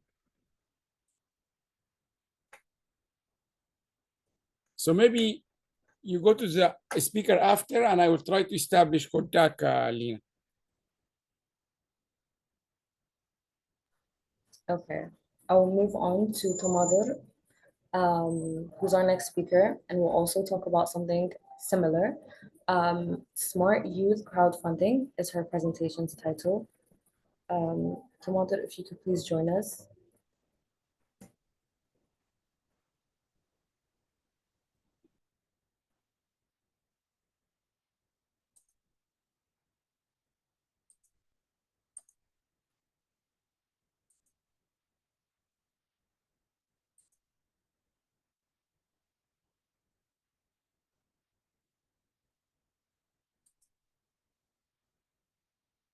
You are unmute yourself and start. I think you are you are permitted, Tamador.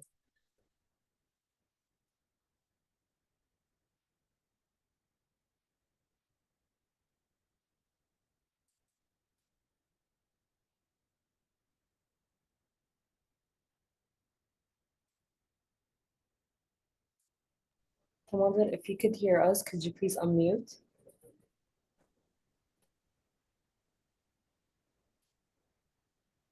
Okay, is my voice clear? Yeah, we can hear you. We can hear you. Okay, Thank you. so I'm just gonna share the presentation. You just give me a minute. Take your time.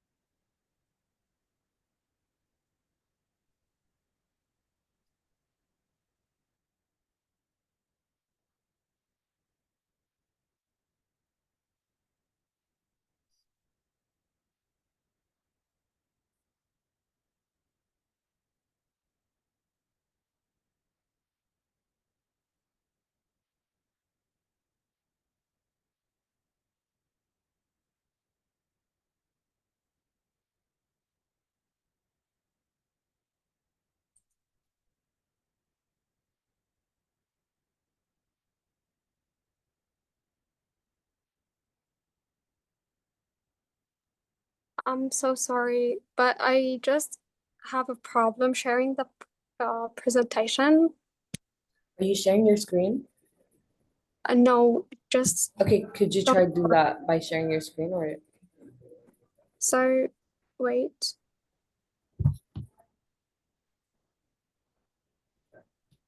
Unfortunately, it doesn't work. Share screen doesn't work? Yeah.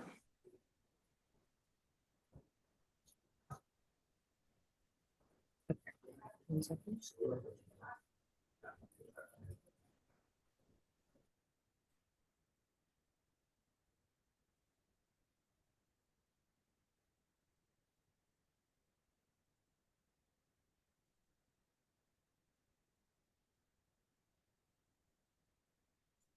Lina, maybe you also go to the second speaker and give them chance to prepare themselves, maybe? I was gonna share her Okay, presentation okay. for her. Do you want me to Yeah? share from here for you? If you want, I can share Okay, from. yeah. Okay, yeah. Okay, that's fine. I will do that. Just 1 second. Okay, thank you.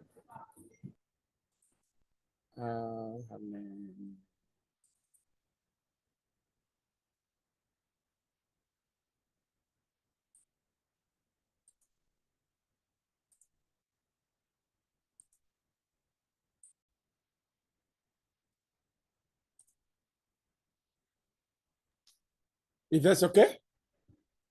Okay.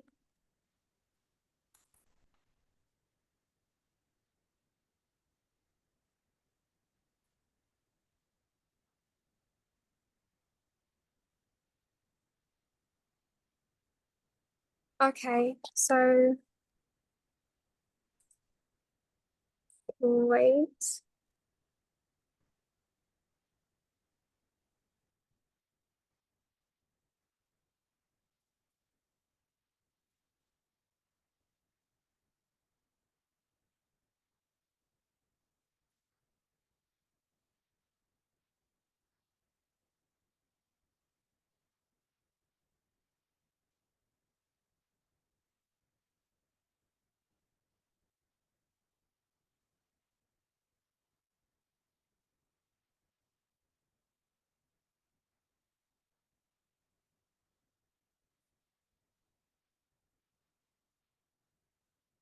Just tell me when you want to change.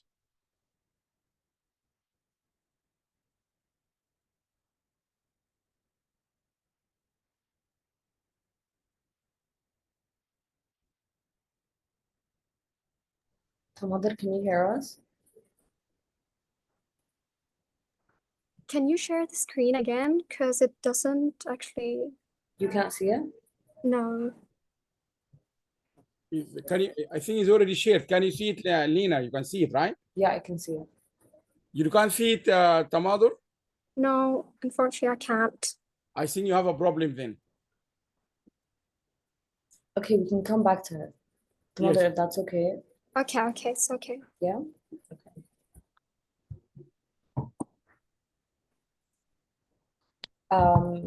Our next speaker is Dr. Carlos Boyalara.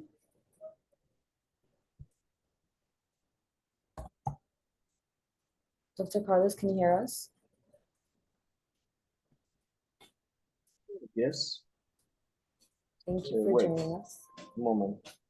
Good morning, everyone. Good morning.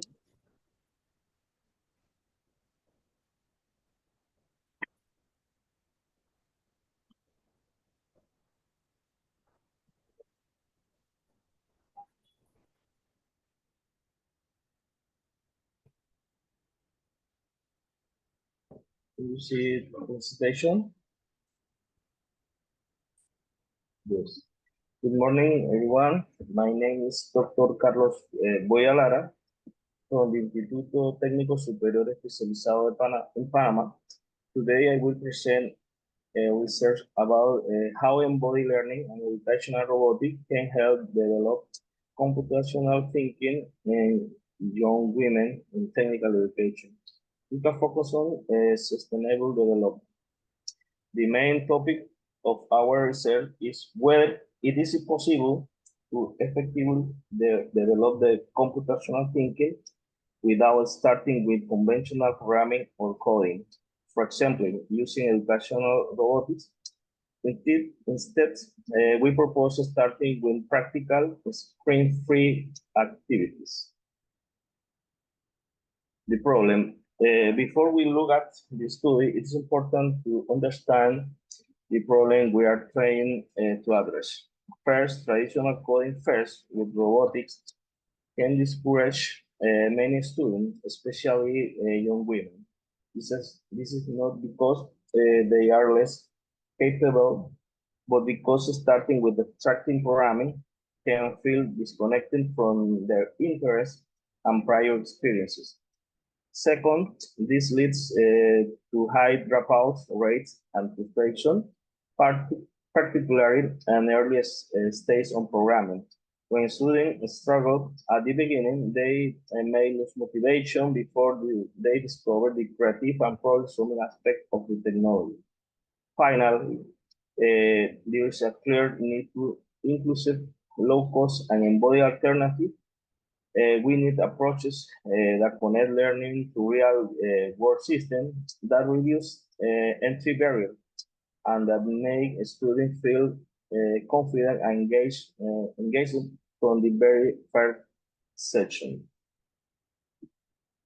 To address this challenge, we are working within the framework of a national initiative called STEAM and ROSA. This program focuses on empowering young women through STEM. The goal is to explore educational tools that are more inclusive for girls. One such tools is educational robotics for learning programming, but we are also testing other type of educational tools, especially those that do require screen or software coding. Within the STEAM and ROSA, we are conducted research on embodied learning with this relationship with computational thinking. In embodied learning, students engage physically with material and system. This approach allows us to identify which tools can foster key aspects of computational thinking, such as problem decomposition, algorithm reasoning, critical thinking, and data representation, without the need to begin with code. We also aim to demonstrate that there are tools for introducing programming concepts without the use of the screen. These tools are often more inclusive and engaging for girls, particularly in the earliest stage of their technical education. In our research, we set out to answer the question, computational thinking can be developed through embodying physical activities without the use of the program environments. When we reviewed the state of the art, we found a study that directly combined computational thinking, embodied learning with education robotics, and street-free tools focused on technical education for young students. This gap in the literature gave us the motivation to design and test our own approach. Our methodology compared two educational tools. The first was a conventional education robotic platform. The RoboMaster is one. In this control group, students programmed to robotics using only Scratch, a block-based programming environment. This approach represents the typical code first path, the development computational thinking. Therefore, it's expected that the student will enhance this thinking. The second was a new approach using feature technique, green energy kits. These are the non-robots, but building blocks that the student use to construct a solar vehicle and wind power plants.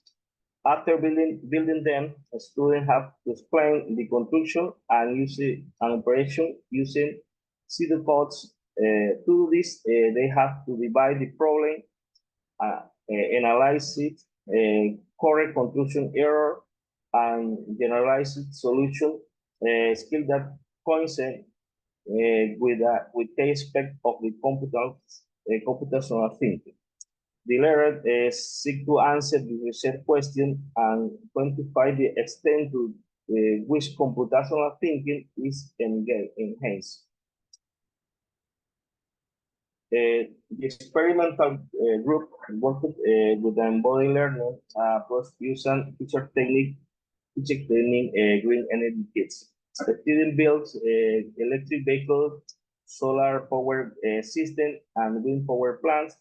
Once the construction was complete, they described both the assembly process and the system operation using pseudocodes.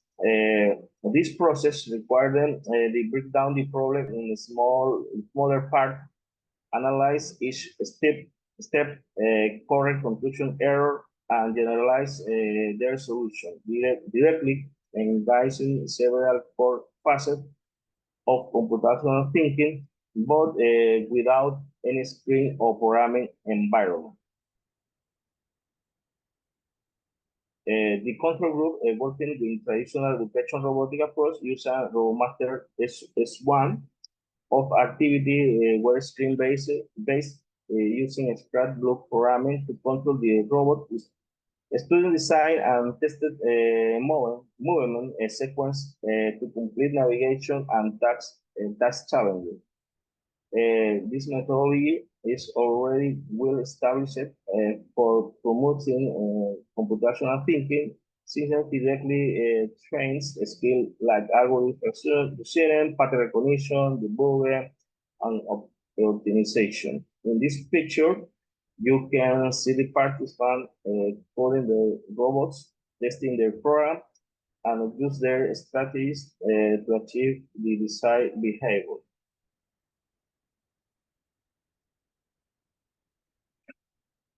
Really we learn. We found both groups improving their computational thinking skills. However, the experimental group is important. We used the screen-free hardware-based script, showed comparatively higher gains and key areas. This included better problem decomposition, more effective debugging, and imperative reasoning. And is showing ability to transfer their learning to real world energy concept. It's important to note that the participants in the experimental group also report higher engagement, less frustration, and deeper connection to the physical system they were working with. This suggests that the computational thinking can be developed not only through the traditional skill-based programming, but also through hands-on, tangible robotic approach. This finding directly address our research question and opens the door more inclusive free pathway in STEM education. Due to time constraint in the detailed statistical analysis will be not present here. Please feel free to contact me by email if you have any question. In slide, we highlight how our findings align with the Sustainable Development Goals. Our results show that it's possible to introduce regard to coding even with the screen-free educational tools, expanding the traditional scope of the computational thinking. This helps reduce the gender gap in STEM and technical education. It will also promoting awareness and renewable energy. By engaging students in hands-on problem solving and innovation, we prepare them to become local agents of the change. This project directly contributes CDG 4, 5, 7, and 9 goals. We want to end with a simple but powerful idea. You don't need code to start thinking computationally. When you start with your hands, your mind follows. This is precisely what STEM and Rosa has demonstrated. Our goal is to expand this project both nationally and internationally. To do so, we are actively seeking partners and funding to make this expansion possible. And we hope to secure that support soon. We believe in inclusive, evidence-based education that equips young people with the skill they need to thrive and rapid changing world. STEM and Rosa is a proof that when opportunities are accessible, talent emerges everywhere. Thank you for your attention.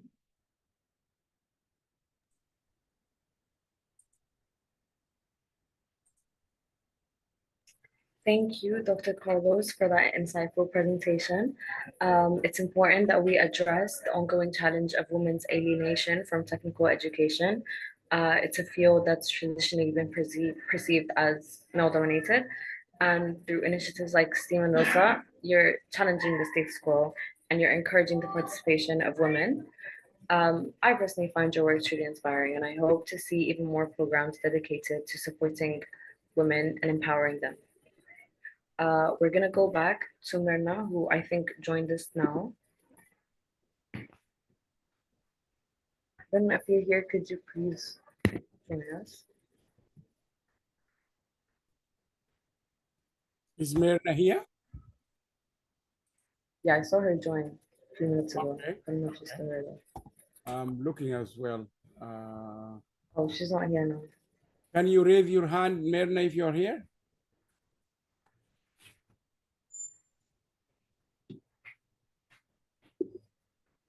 What about Tamadur? Is she able to do Mother, now? are you ready?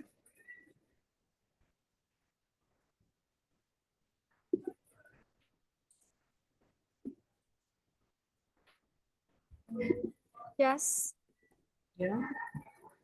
If you can share the presentation again. Okay. Thank you. Can you see it?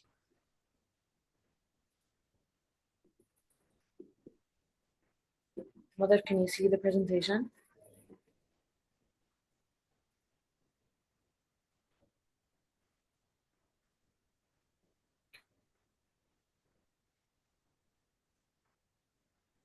Okay, yes, it's clear now.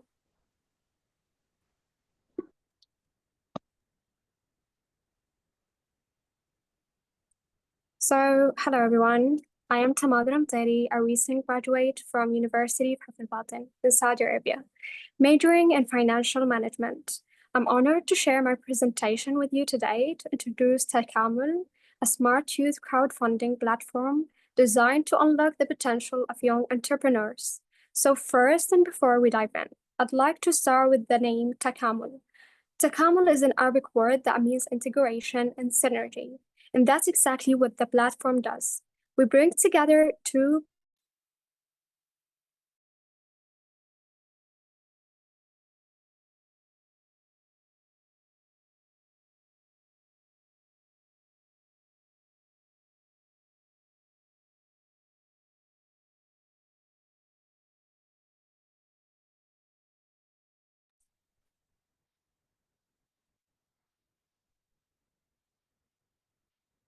Jamadur, we can't hear you.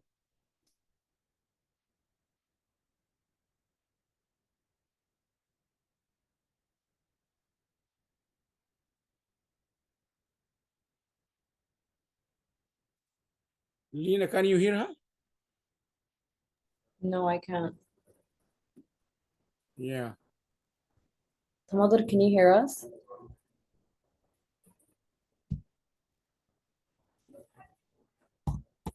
No. I think she has connection issues because she's not in the meeting anymore. Yeah, I suggest, Lena, we move to the next session and give them time to fix their problem. I think so. What do you think? Yeah, I agree. I agree. Okay, Lena, thank you very much. So what I will do, Lena, we will move to the third session and then we'll come back to you to finish these two papers. Thank you very much. We know the technical problem. So thank you very much, Lena. Thank you very much. Let's move to our third session. And I would like to introduce Professor Arshin Naim. Can you hear me, Professor?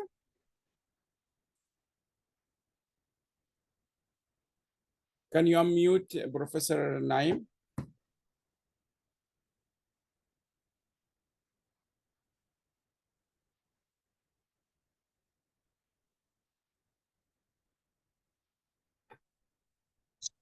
Hi, Professor Alam. Hi, yes, we can hear you, Professor. Very nice to meet you.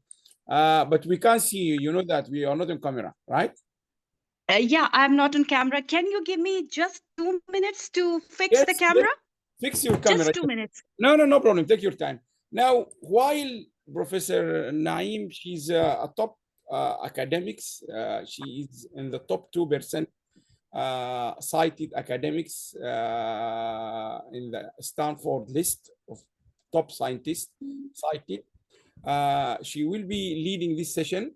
While she's preparing herself for the next session, I know Janet will talk about this journal later, but I encourage you all, those who already presented and those who will be presenting and those who are watching and those from all over the world, please consider this newly launched, will be launched today, Journal for Youth and Sustainable Development. This is our latest journal we're going to be launching. We are very keen to well shared. Can you, hopefully, we will get this before the end of the year. Now, I can see those our youngest generation in Kordofan. I can see them there, which is wonderful. So we're going to have I think our next session is also session 3. We have papers from quite interesting session actually. We got paper from Cyprus University, King Saud University, and we have Italy as well, and we have Sarah Hussein talking about the SDG tracker. So we're looking forward to this 4 presentation. We're just waiting for the chair.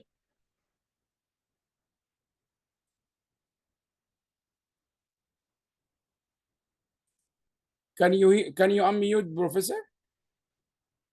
I know you switched to another one. Okay. Can you unmute?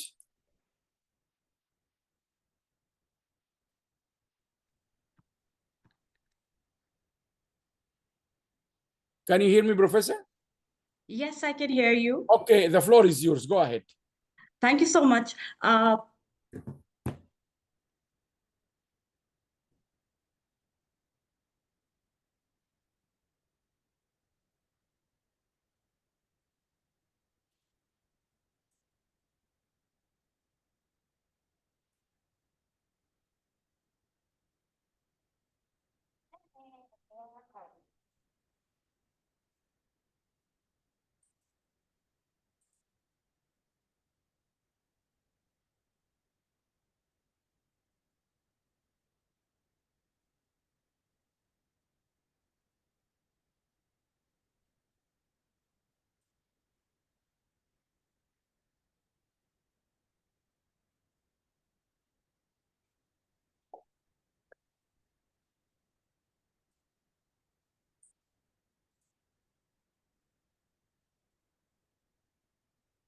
Do you hear us okay? Are you okay, Professor? Please unmute me. You are, we can hear you.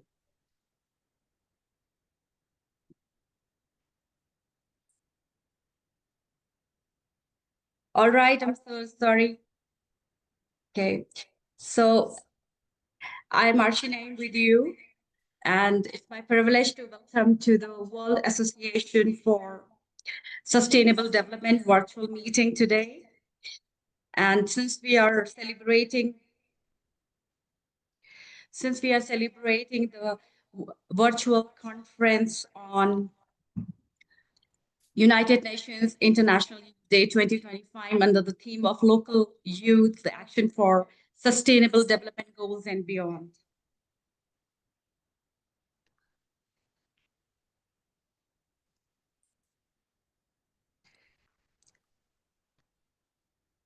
Let me explain you about the conference. This is a conference to showcase how young people are transforming global ambitions into local reality. Our theme reflects the UN recognition of youth as the drivers of change, not only just the participants.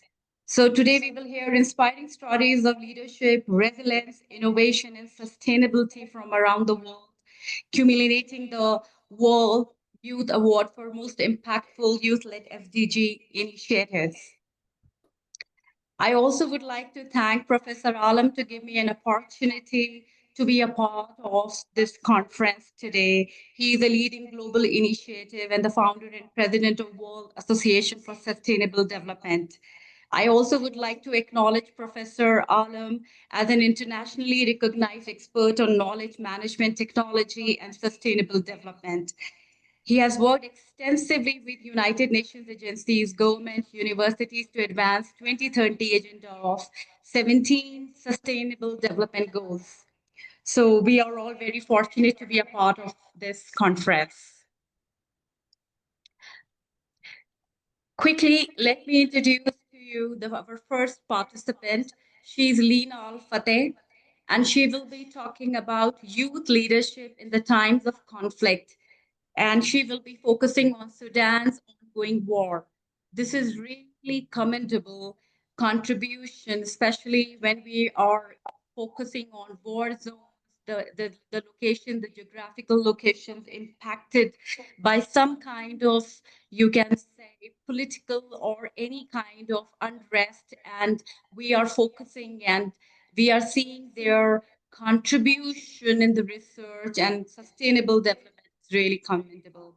She will share a powerful story of Sudanese youth navigating the devastating impact of ongoing conflict. Her presentation highlights resilience in adversity, how young people are leading peace-building initiatives, launching sustainable projects such as solar power, refugee camps, and women-led agriculture. And she is explaining the contribution directly to SDG despite of all these challenges that we see in the Sudan. Welcome, Lina, and over to you to please present. Lina, can you show your the sign of hand so we can open the Zoom for you? Lina, because there's a lot of names here. I can't see exact name of Lina. Can you please raise your hand, Lina?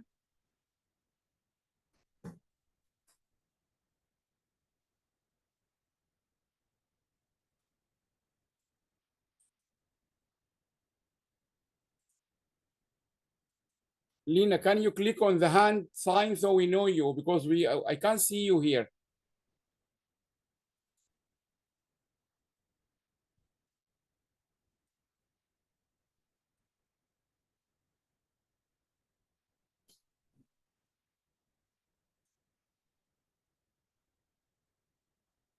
Sorry, Professor, but I'm trying, I can't find the name. I don't know. Lina, do you hear us? Can you raise your hand so we can open the Zoom for you?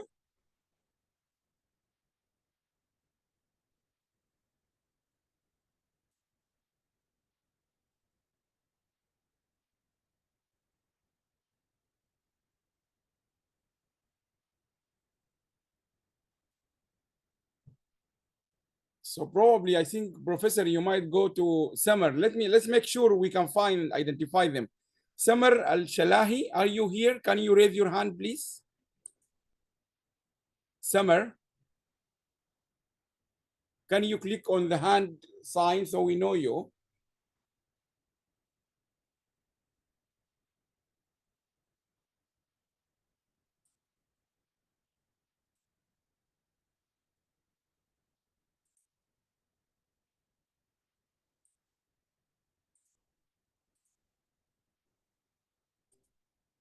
So you all unmuted now. We need to identify them, Professor, I think, before we go, because this is becoming challenging. Yes. Samar Shalahi, are you here? Please, can you show up if you are in the Zoom?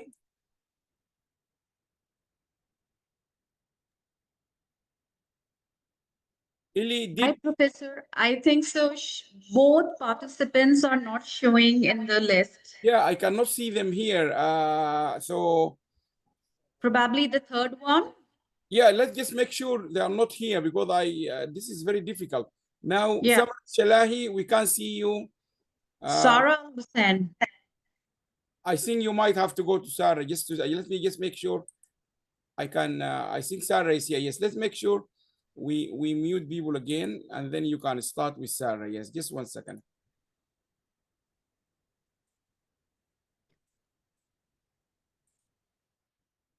Yes, you can go ahead, Professor. Let me just make sure you can go ahead with Sarah, Professor. Just unmute yourself.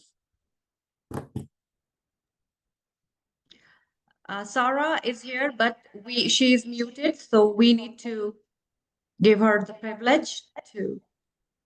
Yeah. So let me give a short introduction about Sarah Al-Hussain. She will be talking about Sustainable Development Goals Tracker, and she will be analyzing countries for voluntary national reviews. As we know that SDG Tracker project was developed by the World Association for Sustainable Development is a global research initiative that analyzes to assess the progress on all 17 Sustainable Development Goals. So she's been talking about using hybrid approach, combining artificial intelligence assisted analysis with expert manual review.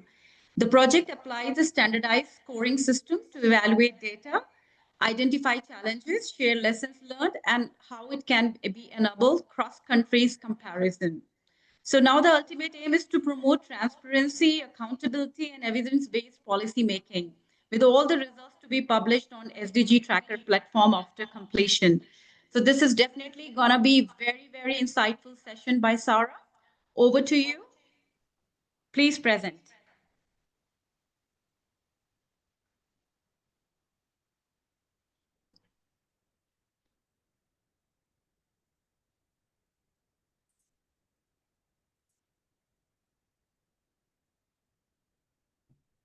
Professor Alam, we need to unmute Sarah. Yes, she's unmuted. She's. I see her muted. Sarah, you need to unmute yourself. Okay, thank you.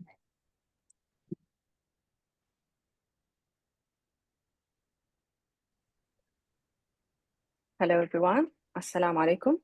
Walaikum assalam. My name is Sarah Hussain.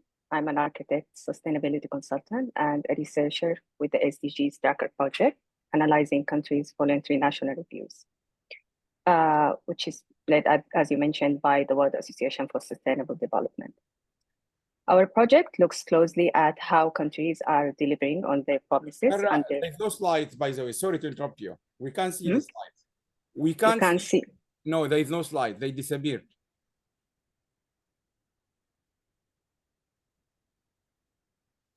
So just reshare them again.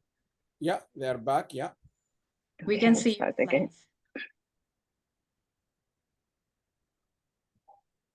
Hello, everyone. Assalamu alaikum. I'm Sara Al-Hussein. I'm an architect, sustainability consultant, and researcher with the SDGs Tracker project, analyzing countries' voluntary national reviews. Our project looks closely at how the countries are delivering on their promises under the 2030 Agenda for Sustainable Development, using voluntary national reviews or VNRs. Today, I will share what we did, what we found, and why it matters for achieving a better world by 2030. Before we dive into the project, a quick recap on the SDGs. Adopted by all countries in 2015, the 17 goals and 169 targets cover major global priorities. For example, ending poverty, improving health and education, building sustainable cities, tackling climate change, and promoting peace and equality. But the guiding promise is leave no one behind, focusing on the most vulnerable first. Every country agreed to report on progress, and that's where the VNRs come in.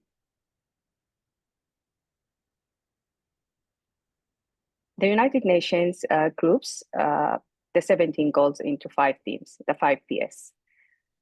People, dignity through food, education, and healthcare. Planet, protect the environment and address climate change. Prosperity, opportunities for all through decent work, fair economies, and innovation. Peace, justice, human rights, and reduced violence. Partnership, global cooperation is critical. Actually, these 5 dimensions shape how we analyze the VNRs in our project.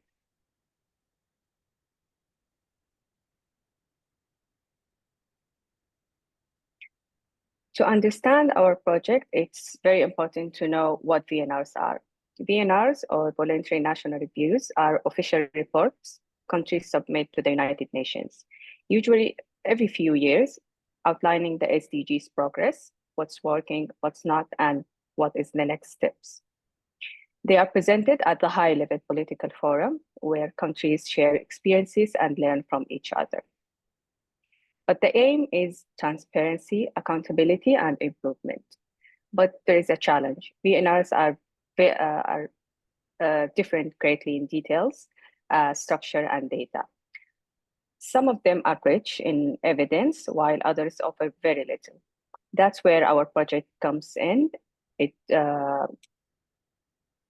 critically read, compare, and understand what's really happening in each country.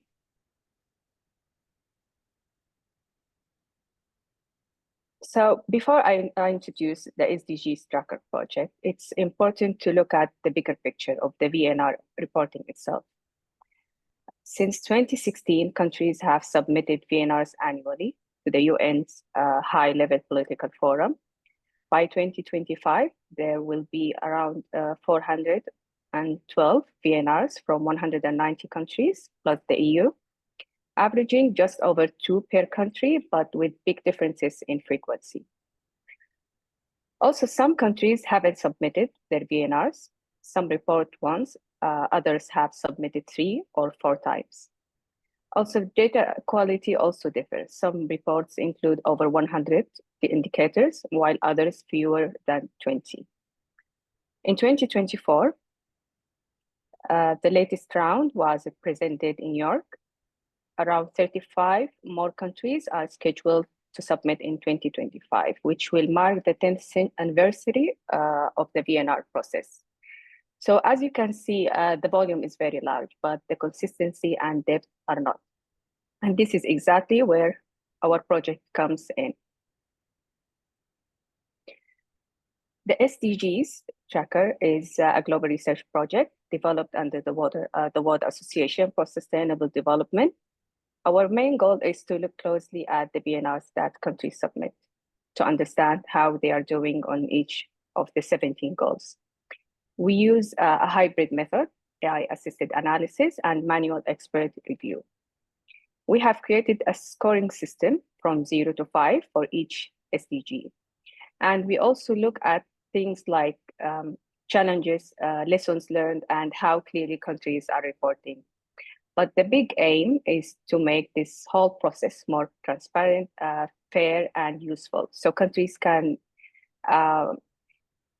the communities as well can see what's working and where more effort will be needed.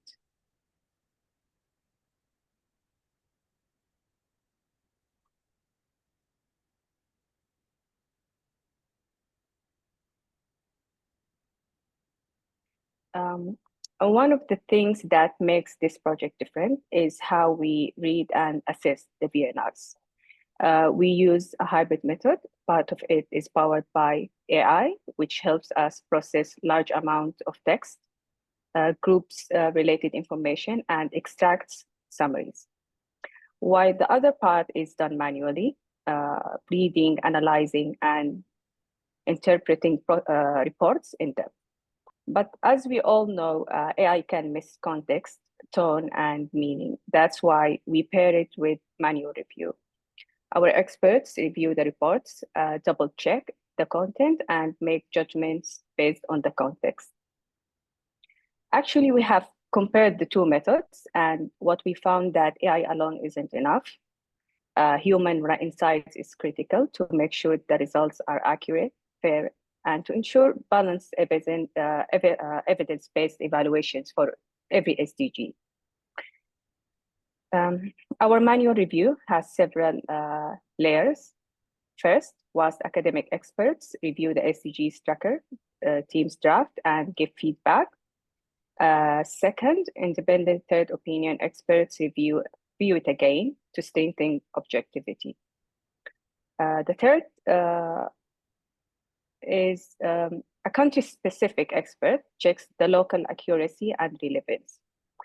Finally, once all these reviews are complete, the report will be uploaded to the WAST SDGs tracker platform, making it publicly accessible and open for feedback to improve future updates.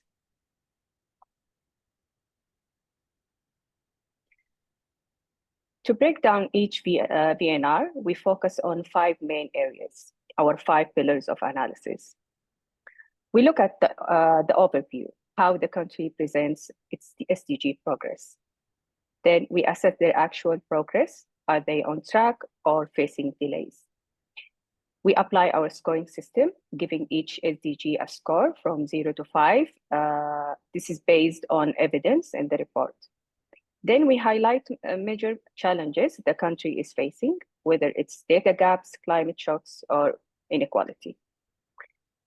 And finally, we pull out key lessons, figures, and reporting quality, especially how well the VNR is backed with data. These 5 pillars help us apply the same lens to every country so we can compare fairly and spot patterns across regions.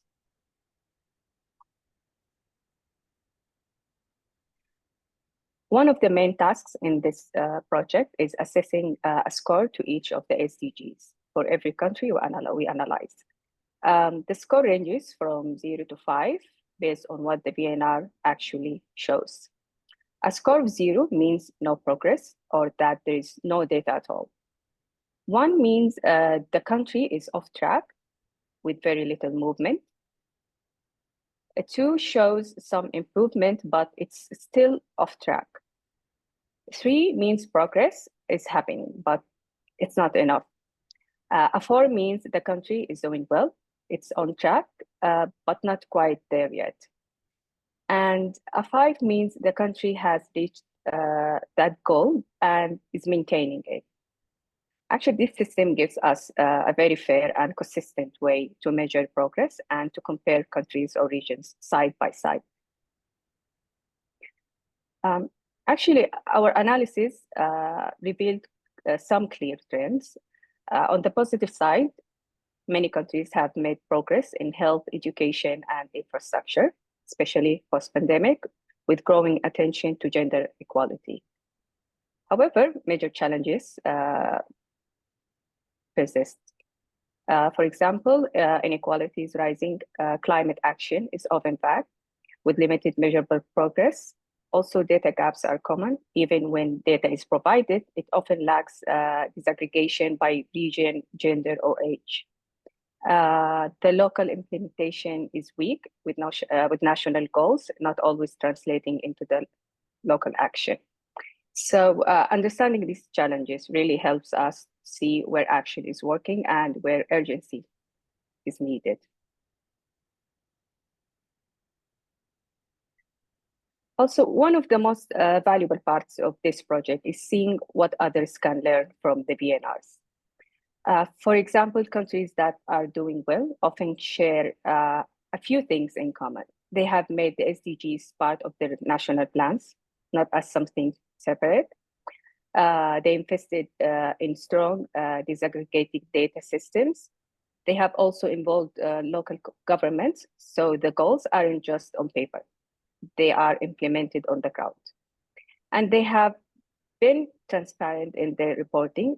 They don't just list achievements, but also talk about challenges. We have also seen that countries who look at what others are doing and adapt those lessons move faster and much better. So the key lesson is this: good reporting is not the goal, better implementation is. When we analyze the BNR process globally, we noticed several major gaps that affect how well the SDGs are being tracked.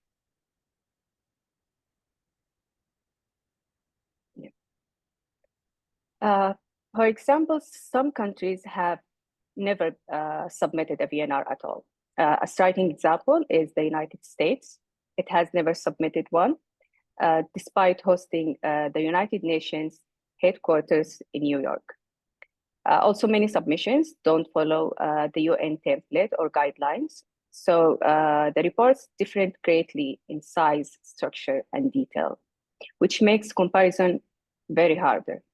We also have to remember that BNRs are voluntary. There is no mechanism to ensure timely reporting.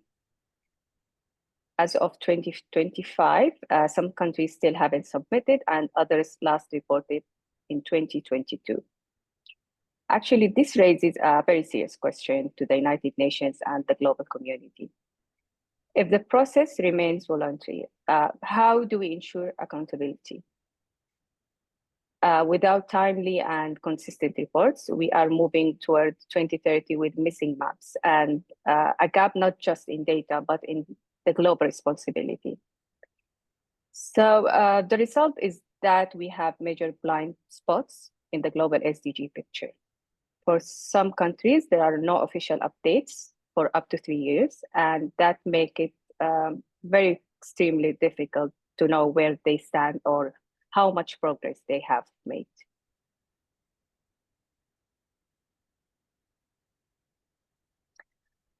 To conclude, this project isn't just about analyzing documents, it's about making sure countries stay on track with the goals they have committed to. The SDGs Tracker project brings structure, clarity, and accountability to the BNRs, helping us spot patterns, compare progress, and understand the real challenges nations are facing. Also, by combining the AI tools with human expertise, we have built a smarter, faster, and more thoughtful way to evaluate national efforts.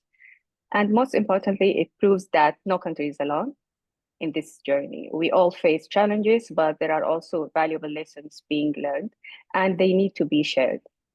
If we want to achieve the SDGs by 2030, we need better data, more transparent reporting, and stronger action, especially at the local level. Thank you. Thank you, Sarah.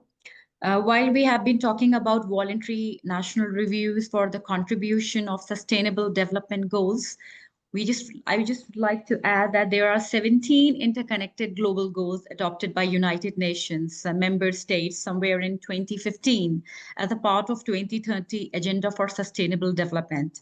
And it was like built much earlier by Millennium Development Goals, which was like in 2000 to 2015, which focused mainly on reducing poverty, improving health, increasing educational access. So thank you so much for very insightful contribution, and we hope that more countries join hand together and it just not becomes a voluntary participation, rather a mandatory commitment to contribute to these 17 sustainable development goals. Moving ahead today, we have our next participant. Her name is Dib, and he will be talking about fluid connections, gas extraction, and marine life. So this will complement a discussion on Lebanon environmental and economic future.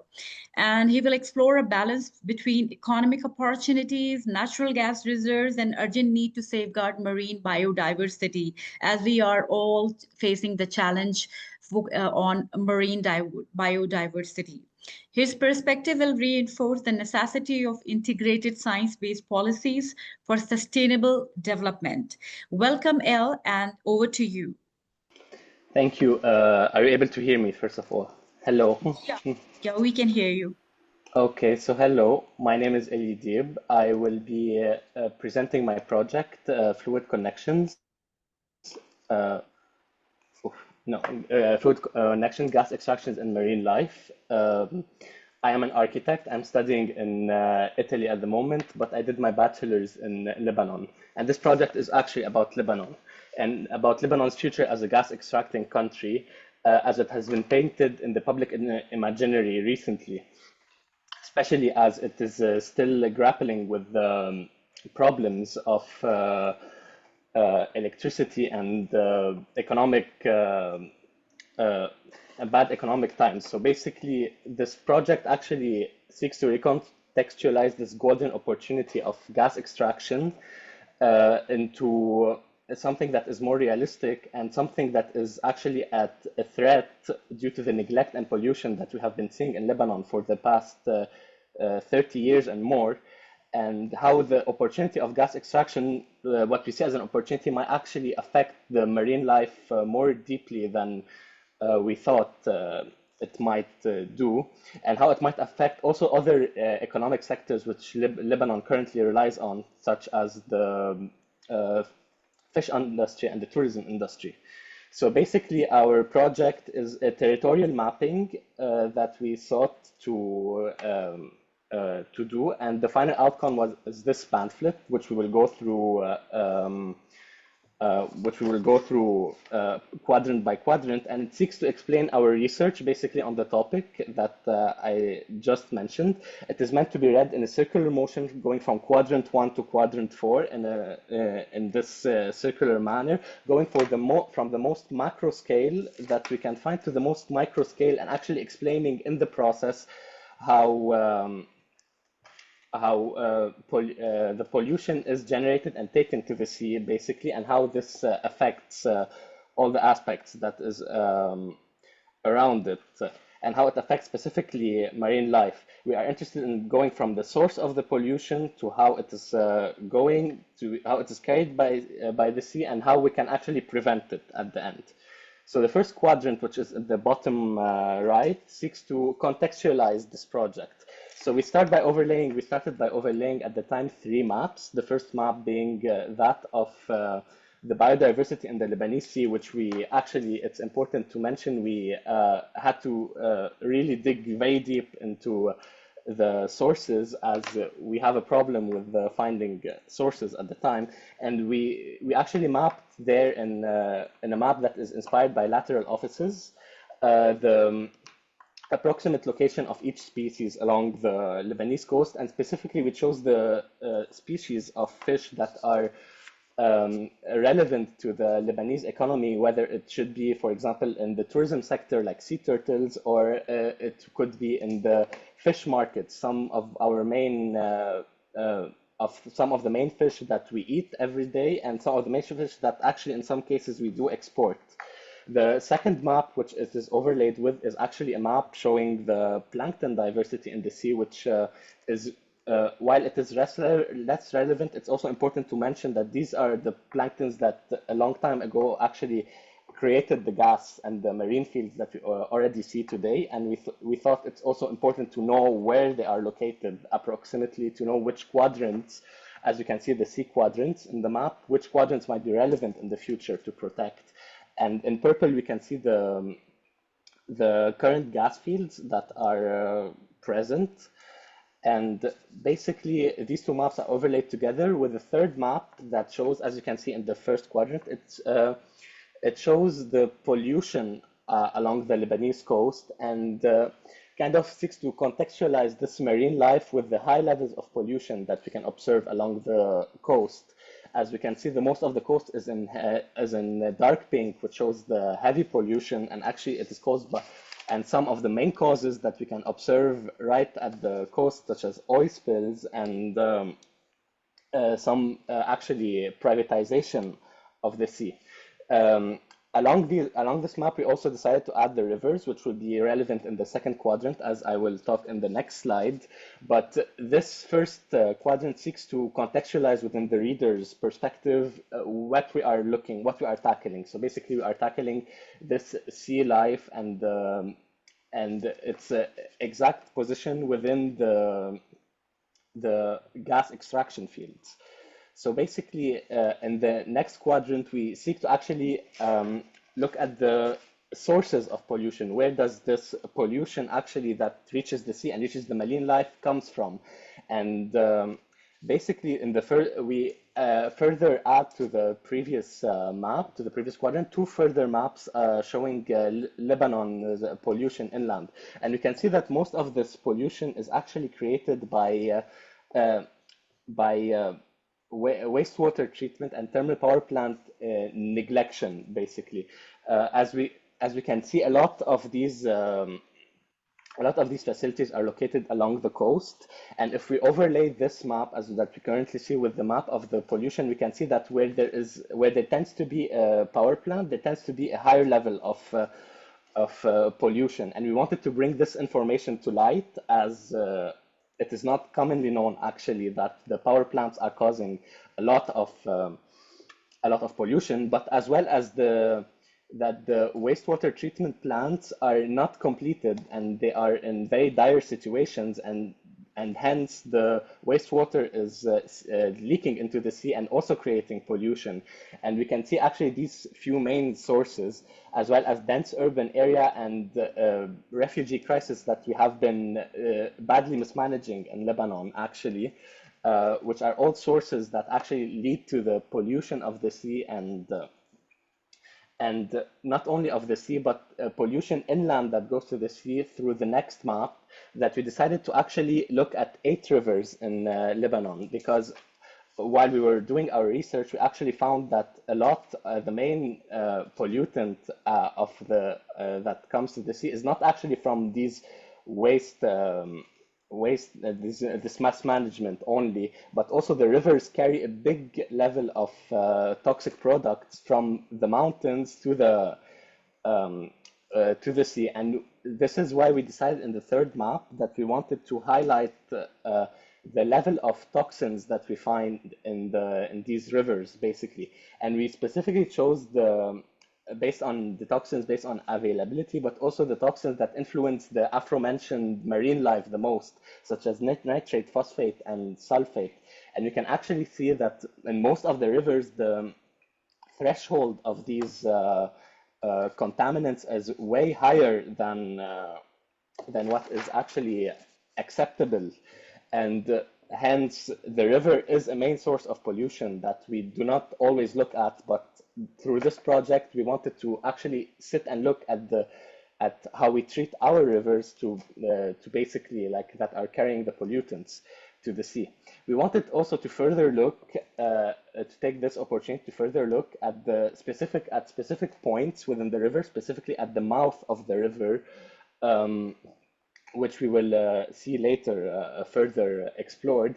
But these mouths of the river are often located in precarious positions that either allow it to be polluted and to transmit the pollutants very easily to the water, or there's actually a lack of management of the mouth of the river, which actually creates a big problem for the pollutants and for what otherwise might be a not so much polluted river, but because its mouth is very much unmanaged, it creates a big problem later in the sea. So, for example, we took 3 mouths of 3 rivers. For example, in the agricultural land, a lot of the time this mouth is not used and it's canalized and kept away from the agricultural land, which is a resource that could be actually exploited. So basically, what we wanted to do after we looked at the rivers is, through the 3rd quadrant, is to look at a case study of a specific river that is actually the river that transmits the most pollutants to the sea, which is the Beirut River and its case study. So basically, what we wanted to study how the neglect of this river happens exactly, and what are the processes that we can actually work to avoid in the management of this river. So basically, we started by looking from the very source, that actually it starts quite good while it is in the mountain and it is very low in pollution. But actually, the more we get into the city, the more the land use around the river, as you can see, becomes more urbanized or more mixed for residential and agricultural use, the more the river actually becomes a tool instead of a tool to develop economically. It becomes a tool to be canalized and to actually separate. We just want to cross the river and forget about it as soon as we can, so to speak. So it becomes actually a hazard to the people that are living around it, and this is why it needs to be canalized, so to speak. And actually, this canalization and the lack of management of the canalization of the river allows the residential neighborhoods to dump their waste in the river and to take it to the sea. But also, we wanted to take this river that is in some locations, because we decided also to analyze it at 4 locations. In the mountain zone, we can see that this river is quite profitable for agricultural use. And the same river, while it is in the city, is actually separated from its context. The area around it even is removed of greenery. There is very few greenery around it. And actually, the mouth of the river is actually created as an industrial area with one waste management building that is not properly working. And we wanted to bring this to light, basically, as one reads the maps, to see that the infrastructure is there. We have the proper infrastructure to actually clean this river that is really polluting our seas, but we are not doing so due to mismanagement. And we have a lot of the mouth of the river, which is the most important part of it, is actually left unattended and unmanaged. Then finally, we wanted to circle back after going from the land to the river, and then from the river how the pollution goes to the sea. We wanted to circle back to the actual oil extraction process itself, and how this mismanagement of our resources actually can translate into the installing the rig, for example, that goes from the very beginning, for example, of the process. For example, the process of installing the rig to extract the oil starts with a seismic study, then exploration, then the actual installation itself, and then the dismantling of the rig. And we actually followed through this process. What are the different factors that might disturb the marine life if they are not managed properly, and what might actually be some of the key pollutants that are thrown into the sea. And we can see that the mismanaging can actually be very costly on our sea, because it can drain sewage water, it can put some sewage water in the sea, it can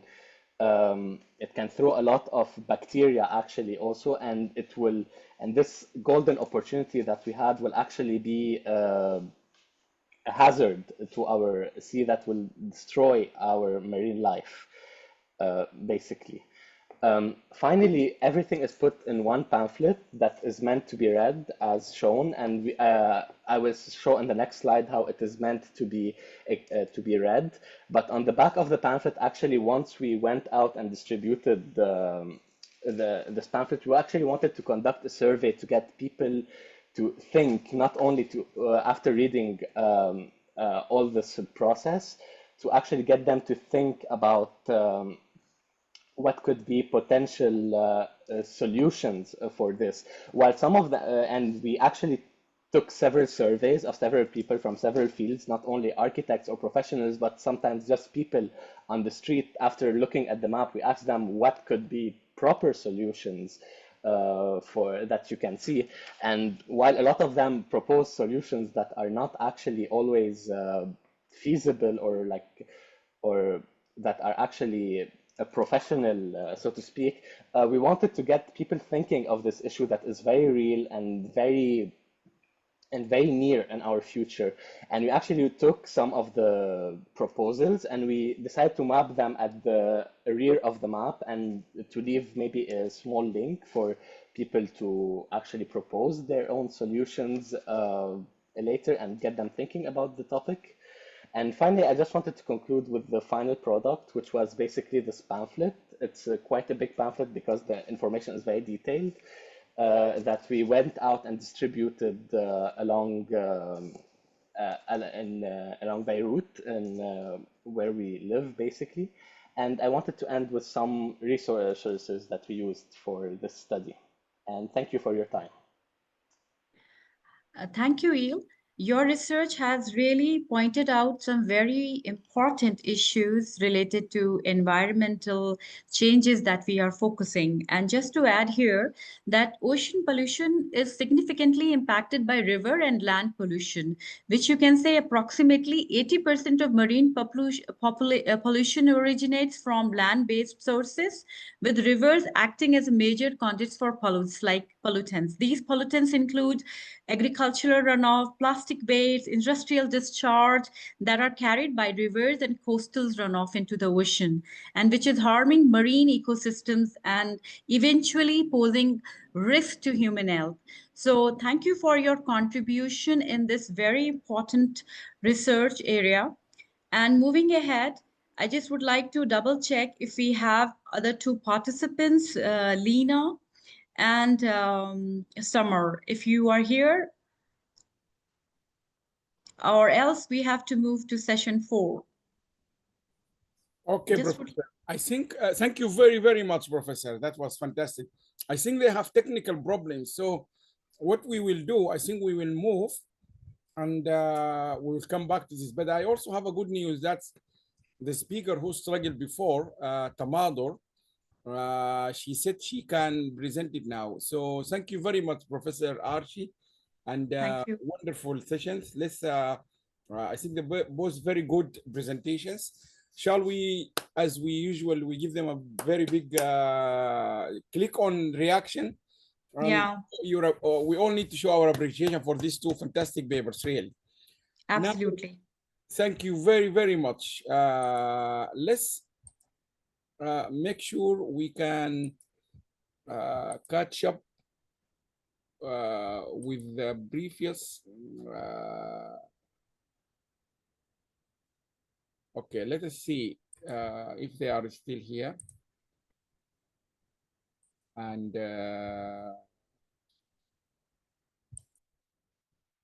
okay, Tamador, can you hear us? This is, I'm not saying your last chance, but we, can you hear us, Tamador, please? Yes, I can hear you. Can you share your presentation? No, still there's a problem with sharing the presentation. Okay, no problem. I will share for you, okay? Thank you. And let's see what we will get here. Share, okay, just 1 second. Share screen. Can you see the share, Tamador? Yes, thank you. I Can you? apologize for that earlier disconnection. I will complete or continue where we left off. I think it's better you start from the start, so we will make sure we have a complete presentation. Okay. So I am Tamadar Al-Mtari, a recent graduate from University of Hafid in Saudi Arabia, majoring in financial management. I'm honored to share my presentation with you today to introduce Takamul, a smart youth crowdfunding platform designed to unlock the potential of young entrepreneurs. So first, and before we dive in, I'd like to start with the name Takamul. Takamul is an Arabic word that means integration and synergy, and that's exactly what the platform does. We bring together two powerful elements: smart instant financial planning and interest-free funding from the community, so they can together create the perfect spark for ideas to grow and succeed. So in many communities, young people are just full of brilliant ideas, and they have that passion to actually make a difference. But here's the thing, passion alone without tools isn't always enough. To really bring those ideas to life, you need to solid planning, things like reliable feasibility studies and strong financial guidance. That's where Takamul steps in. And what's exciting is that this vision doesn't just help individuals, it's in line with the UNI Sustainable Development Goal and supports the mission of the World Association for Sustainable Development. So we're talking about making progress that's inclusive, sustainable, and built to last, not just locally, but worldwide. So when I start looking closer at the reality young entrepreneurs face, I observed several challenges. First, most young people just cannot afford professional feasibility studies, not because of the idea itself, but because many are still students or just starting out without stable jobs or the funds to pay for such service. And then comes the second challenge. The second challenge, funding. That's a problem because it's not only funding. If you ever try to get financial support as a young person, you will know it's like climbing a mountain. There's a high interest rate, endless requirements, requests for guarantees, and credit scores you might not even have yet. So it's enough to make anyone give up before they can even start, sadly. So also, there are almost no tools or platform dedicated to providing feasibility studies for youth with ideas and passion. And there's no place that takes responsibility for guiding their first steps. So what happens? Brilliant ideas with real potential, die before they even have the chance to grow. And this is exactly where Takamul comes in, to fill that gap, to remove those barriers, and to make sure good ideas actually see the light of the day. So now let me walk through how Takamul turns these challenges into real opportunities. First, we start with feasibility analysis. Many young people have great ideas, but no clear way to see if they can work in real life. With Takamul, they can instantly get a simple, automated assessment of their project's potential without paying for expensive studies. So next, we focus on interest-free and crowdfunding. This isn't your typical loan, no fixed interest rate, no crushing debts. Instead, community investors contribute to the project. And their returns are linked to its actual performance. So transport and sustainable for both sides. But what about safety and trust? A question that most would like to ask. So where our secure digital wallet comes in, all investment funds are held safely and only released when specific milestones are achieved. This way, both entrepreneur and the investor feel confident every step of the way. We also use a smart funding mechanism. Instead of giving all the funds at once, we release them in stage based on the project progress. This reduces the pressure of the entrepreneur and removes the need of things like high credit scores, employment history, or personal guarantee. And finally, we connect youth directly to investors, people in the community who believe in their vision. So so they want to support them. It's more than funding, it's building network of belief and collaboration. So Takamul, not just about money, it's about giving young investors the tools, trust, and connection they need to turn ideas into impact. So how does Takamul works? So Takamul first would be like to create an account as an entrepreneur or investors. And then they will be like submit their ideas with basic information like how much money they have and who they want to reach. After that, our system instantly analyzes the idea potential, checking market fit, profits, and risk. Each project gets a score out of 100. Based on finance, risk, and clarity, investors pick which projects they want to support through crowdfunding, with best ideas that show up first. So funds go into a secure wallet, as I said, half released at the start, the rest as the project meets goals.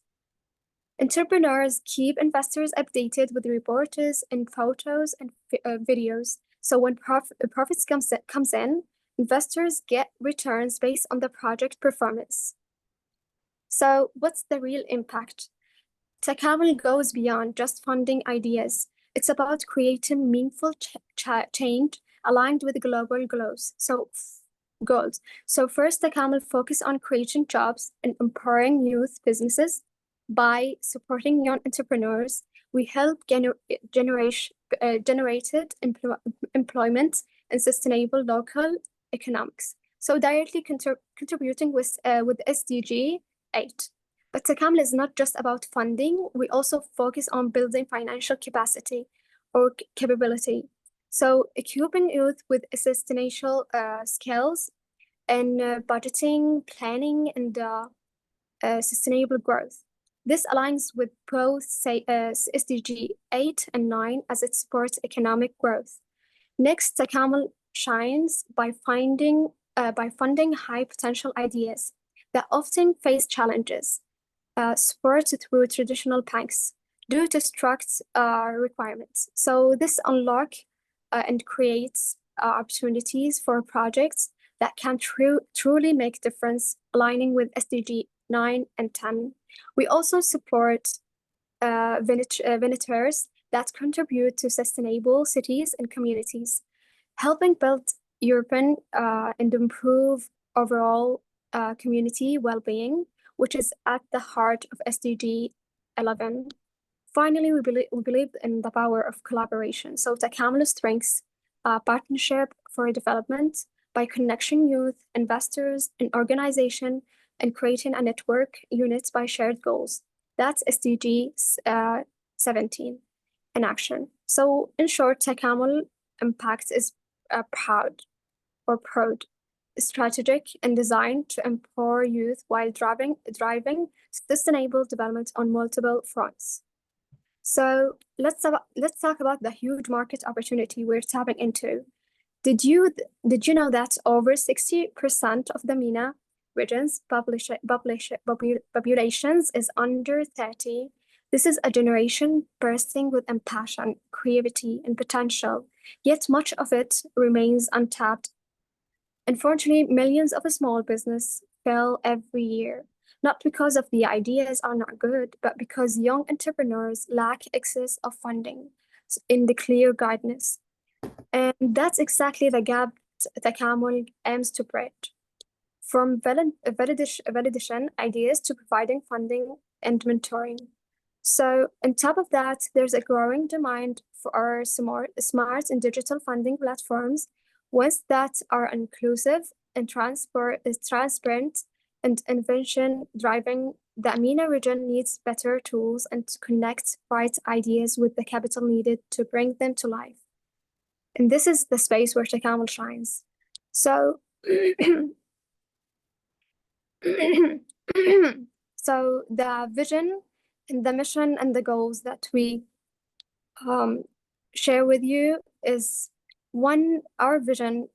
We imagine a region where no youth idea is left behind, where every young person with a dream has a fair chance to turn that dream into a real project that creates impact, jobs, and sustainable growth.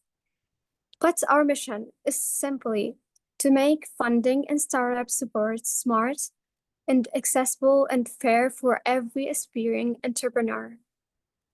To achieve this, we focus on a few key goals. First, to bridge the gap between youth ideas and the funding they truly deserve. Then, to provide data-driven evaluation that give every early stage project a transparent chance, and to build the trust between entrepreneurs and investors, supporting projects every step of the way as they grow and scale. So what we need to make all this reality, we need some crucial support. We're looking for partners to help us develop our MVP, and with Pollet, a launch opportunity and visibility on youth and entrepreneurship platform, so we can connect with the people and the investors who share our mission and can turn great ideas into real impacts. Finally, I'm just here to empower and help youth and communities to turn their ideas and passion to lasting impact, because when we invest in our youth, we invest in our shared future.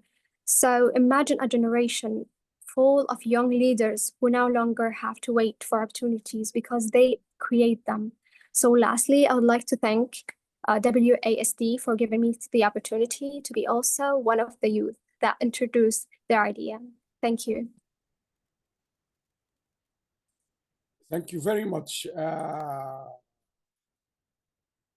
Amador. That one wonderful, really wonderful presentation, and fantastic, really. And I really like the ideas. It's really, we are very grateful for you trying your best despite the difficulty with the connection. Thank you very much. Wonderful. And it's really very pleased to see these smart ideas coming from everywhere now. Thank you very much. Now, I received lots of requests. Some people, they said, Alam, we need a break. And some other people, they said, we're struggling with the connection. We booked a place. I know some people are really having very difficult time getting the connection. So I think we should just quickly move to the last session. So to save time for those already booked places to get internet. I know, I'm very fully aware, don't worry. I know the situation in many countries. So I'm going to introduce our final and last not least session. And let me first, it's a great pleasure to introduce the moderator, Dr. Angie Ben Hamid. Angie Ben Hamid is one of the key, I don't know what to call it, key founders of WSD. She's a real international person. She's a global person. She's originally from Tunisia. She studied in France in the Sorbonne top universities. She worked in Bahrain, in the Gulf. She's in United Arab Emirates now. But most importantly about Angie, she's really one of the academics. I don't want to say few, but few, not very few, but few academics who really transform their teaching and research towards transforming the way young generations are actually, if you like, become more visionary towards the global problems. And she led a big project in Bahrain, which she presented in the United Nations in 2018, which called Together Safe. Together Safe was in Bahrain, Kingdom of Bahrain, where the students at the university, she made a project part of the entrepreneurship course. The students came together to really reject all these negative episodes and ideas about people, Muslim, not Muslim, black, white, whatever it is, gender, color. So it's fantastic. There's a lot of material on this on our website. So it's a great pleasure to have you, Angie. She has done her best to join us today. Angie, the floor is yours, and we look forward to listening to you. Thank you so much, Professor Alam. Thank you very much for the nice introduction. It's always a pleasure to be with you and to be with Wasad and to be with the team. Thank you very much for organizing such wonderful conference online today as part of the Youth International Day. So it's my great pleasure to be the moderator of the fourth session today, and looking forward to hear nice and wonderful presentation from all the presenters who are planned to be part of this session today. So for this fourth session, we will have so far 4 presentations. The first one is with Fitzmore Peters, which is talking about a sustainable start here. Then we'll have another presentation about youth as a catalyst for peace building. Then we have achieving the unachievable, and then we'll be having the introduction and the official launching of the World Journal of Youth and Sustainable Development. So I will be glad to have the first presenter, Efradi, to present the first paper, which is of this fourth session, which is titled Sustainable Start Here, Mobilizing Youth in SIDS Against Climate Change. For Fitzmore Peters, if you are ready, please, the floor is yours. This paper is going to talk about sustainability in the context of the climate change, and I would like to hear from you your contribution in this direction. And please go ahead.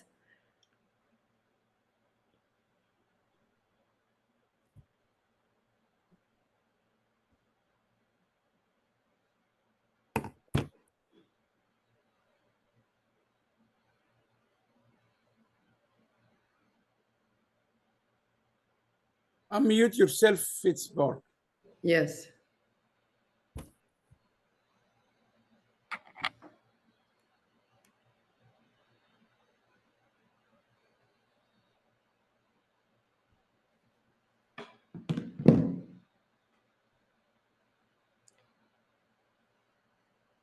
If you are ready, you can go ahead.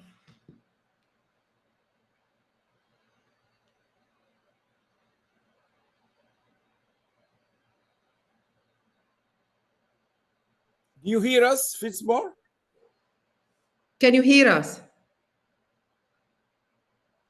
We cannot hear you.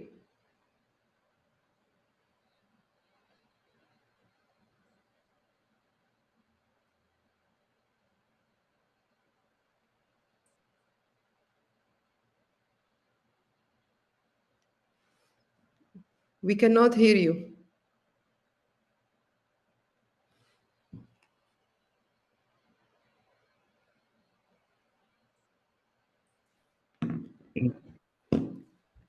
Yes. You have 12 to 15 minutes to make your presentation. Sorry, can you guys hear me now? Yes, we can hear you now. Can you make your presentation on full screen, please? And you will have 12 to 15 minutes to make your presentation. Okay, no problem. Sorry about that. No problem. Okay.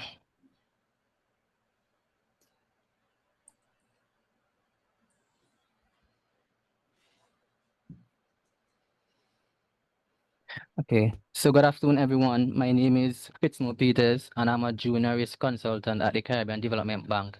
And it's a privilege to be a part of the World Association for Sustainable Development Conference 2025, especially in a time when global conversations on resilience and climate justice have never been more urgent, more necessary, and more personal for communities like mine. Today, I invite you to join me as we go beyond numbers and policies to hear stories from small island development states, stories of resilience, hope, and youth leadership. Together, we'll explore why building resilience means empowering youth to lead the way towards a sustainable future for our islands and beyond. Let me begin with a question. What does climate change look like where you live? For many of us in small island development states, the answer isn't theoretical or even hypothetical. It is not decade in the future. It's already here, happening right now. We see it in the flooding of our tongues, in salt water intruding into our crops, and in hurricanes that leave entire communities in recovery for years. And here's the hard truth. Small island development states are located in high-risk climate zone. We sit directly in the path of hurricane. We depend on fragile coastal ecosystem, and we also rely heavily on climate-sensitive sectors like tourism, agriculture, and fishing, which makes us uniquely exposed. But exposure only tells part of the story. Here's why this matters. Climate change in SIDS is not a distant threat. It's daily reality reshaping economies, health, and communities. The future of our island and the lives of everyone who call them home depend on urgent action now. Consider this: 65% of the Sustainable Development Goals target rely on action taken at the local level, action that must be rooted in the communities most affected. And young people like you and me are critical to achieving those goals. We are creative, connected, and deeply embedded in our communities, and we are ready to lead. But readiness means little without recognition. And if we are serious about achieving climate resilience, then youth in SIDS must be given not just a seat at the table, but a voice in shaping the solutions also. In Barbados and St. Vincent and Grenadines, places I call home, we are living the climate crisis daily. We are seeing shorelines disappear as sea level rise, hurricane intensify, now category 4 and 5 storms are becoming the norm.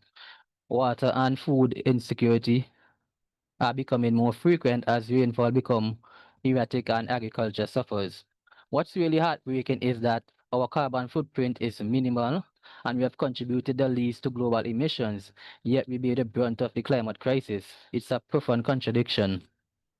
We are among the least responsible for this crisis, yet we pay the highest price. This just isn't a climate problem, it's a matter of climate justice. To bring this closer to home, let me share a personal experience. Early this year, after Hurricane Beryl, I saw firsthand the devastation in St. Vincent and the Grenadines, particularly in Mairo and Union Island, where 90% of the infrastructure was destroyed. Roofs were torn off, school damaged, and fisher folks left without boats. But what stood out to me most wasn't the destruction. It was the community spirit. People rallied, young people especially showed up to help without being asked. This is resilience we must protect and nurture. Disaster expose gap, but it also reveals strength. And in SIDS, that strength often comes from young people. We live in these communities. We know the faces, the stories, and the struggles. And when the storm passes, we're not waiting for help. We're already on the ground because these are our family and friends. We don't just wait for aid, we become the aid.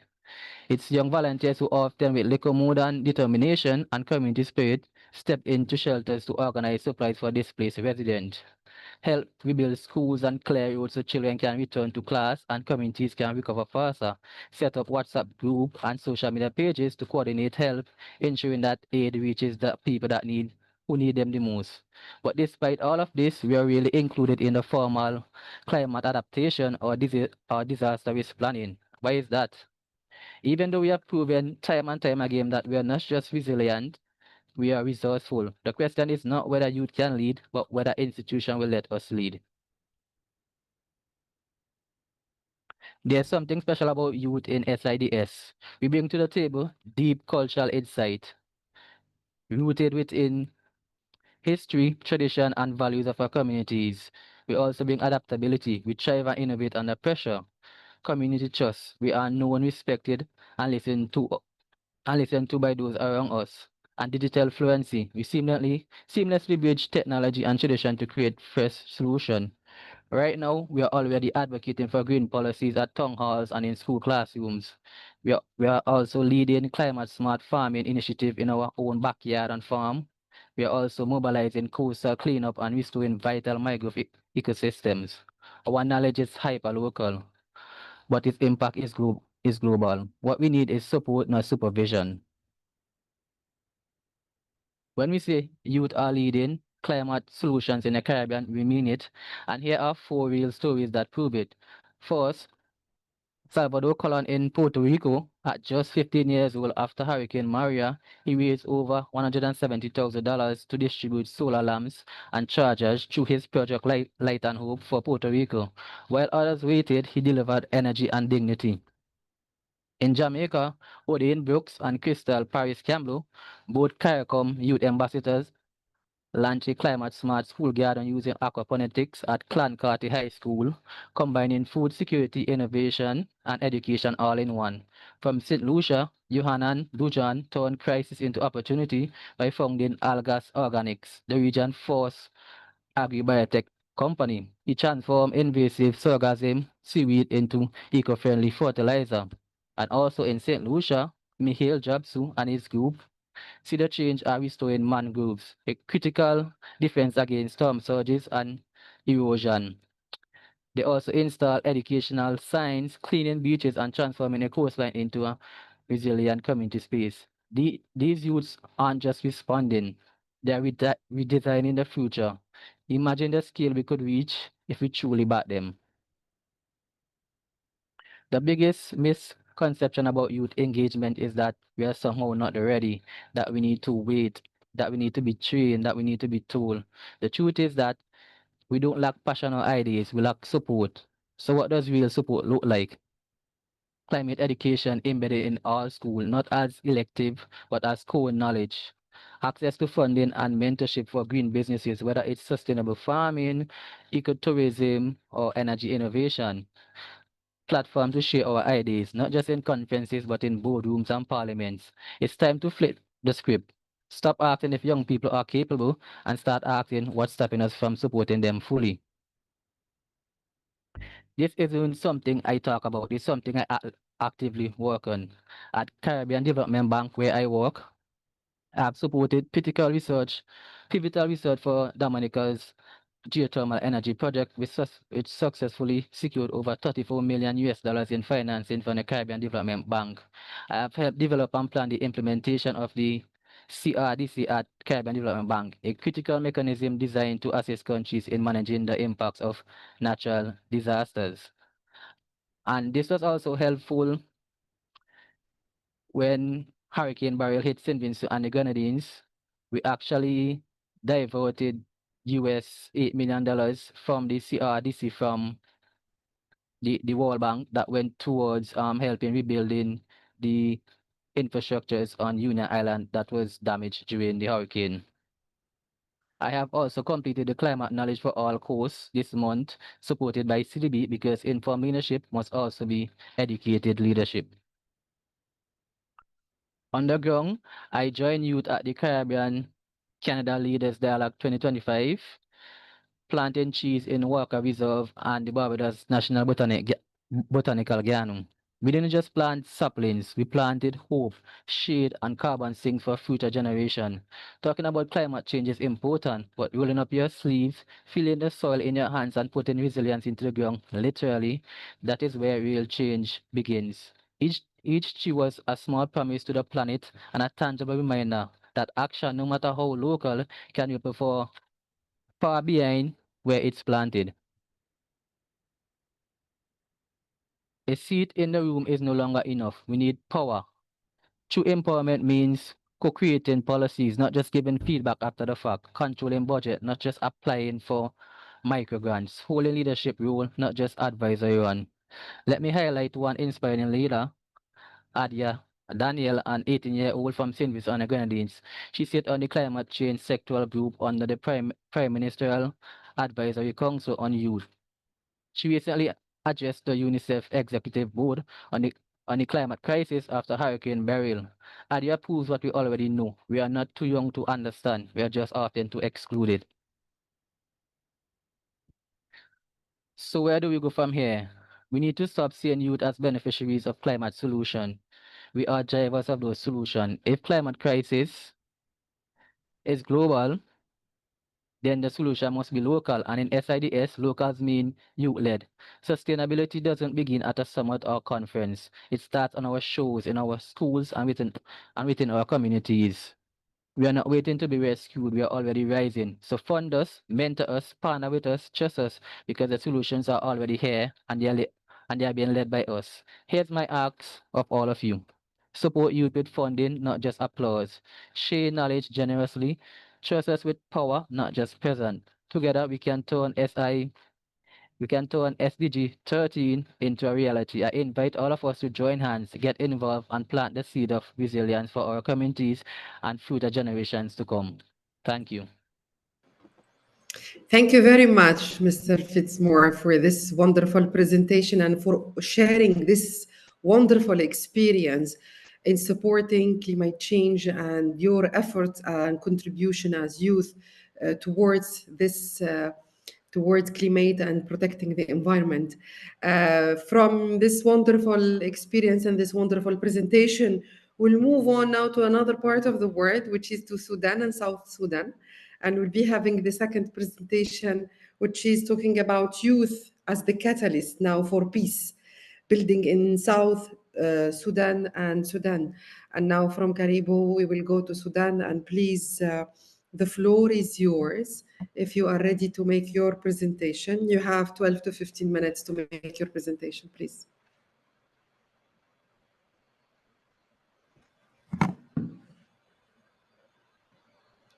The second presenter, are you ready? Mr. Ajak, are you here?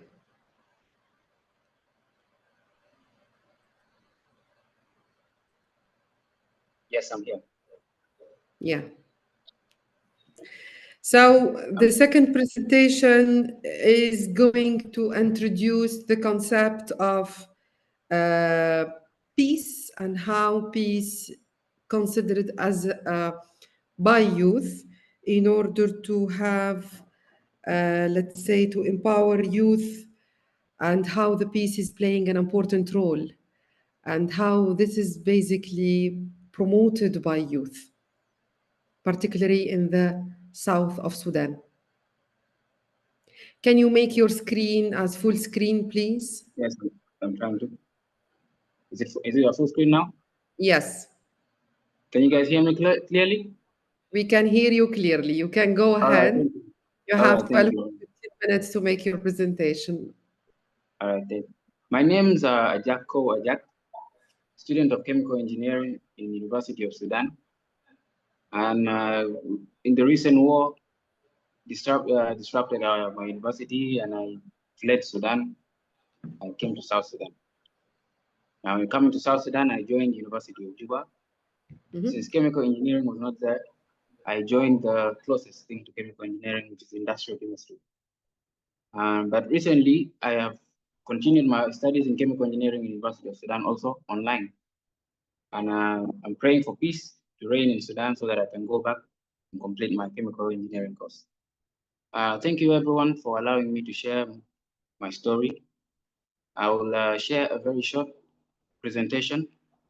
It will explore a pivotal role of youth as a catalyst for peace building in South Sudan, a nation where the majority of the population is under 30 and deeply affected by the legacy of war.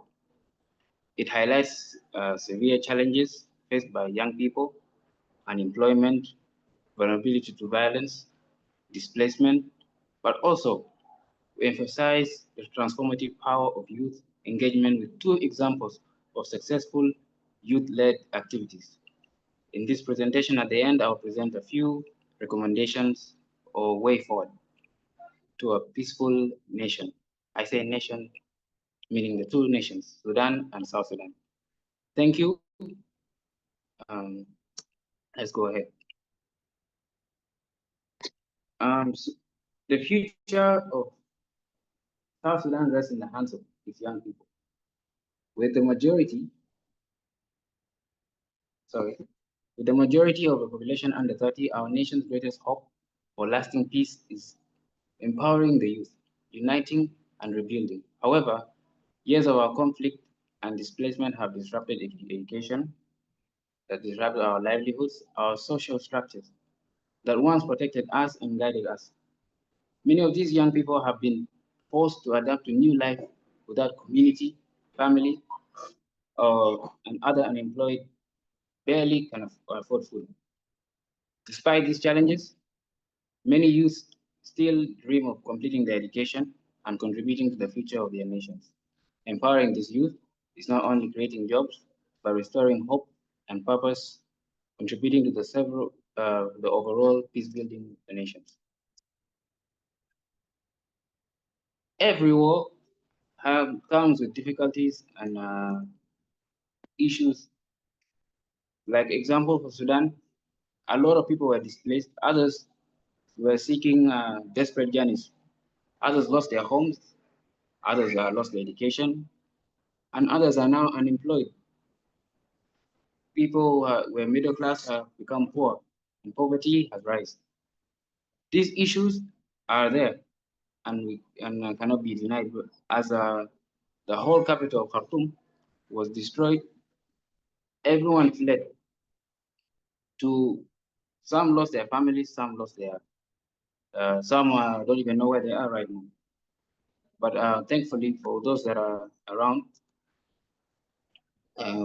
we here next I will address the challenges facing youth in Sudan, South Sudan. High unemployment and poverty, which leads to vulnerability to violence, gangs. There's a rise of gang youth. That is because they don't have jobs, they have nowhere to be, so they come and attack innocent people on the streets. And we have loss of community guidance. I don't know about other nations, but both Sudan and South Sudan, we say a village, a child is taking care of a village, and meaning not only your father or your mother raises you, but your community, the community around you raises you. And in Sudan, we lost that important system, as many people have fled. Young people don't even know where their families are, and they are now moving through Libya on desperate migration journeys, searching for safety and opportunity. And financial barriers that keep students from continuing their education. This war recently in Sudan and insecurities in South Sudan have led many students to stop their education, not because they're not interested, but because they can no longer afford education. We also have weak institutions in both Sudan and South Sudan, and limited access to justice systems, which is poor governance and corruption, and limited rule of law. Also, the government does not follow up with those that are displaced. Many of our youth are displaced, and the government does not look for where they have gone, or does not follow up with these displaced young youths. Yet they are our future. And also, drug use has increased.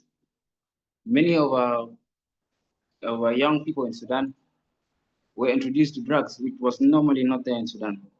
But now they're exposed to drugs, they're using drugs, and many of them are the displaced youth, those that are in borders or in other nations, those that have fled to other countries.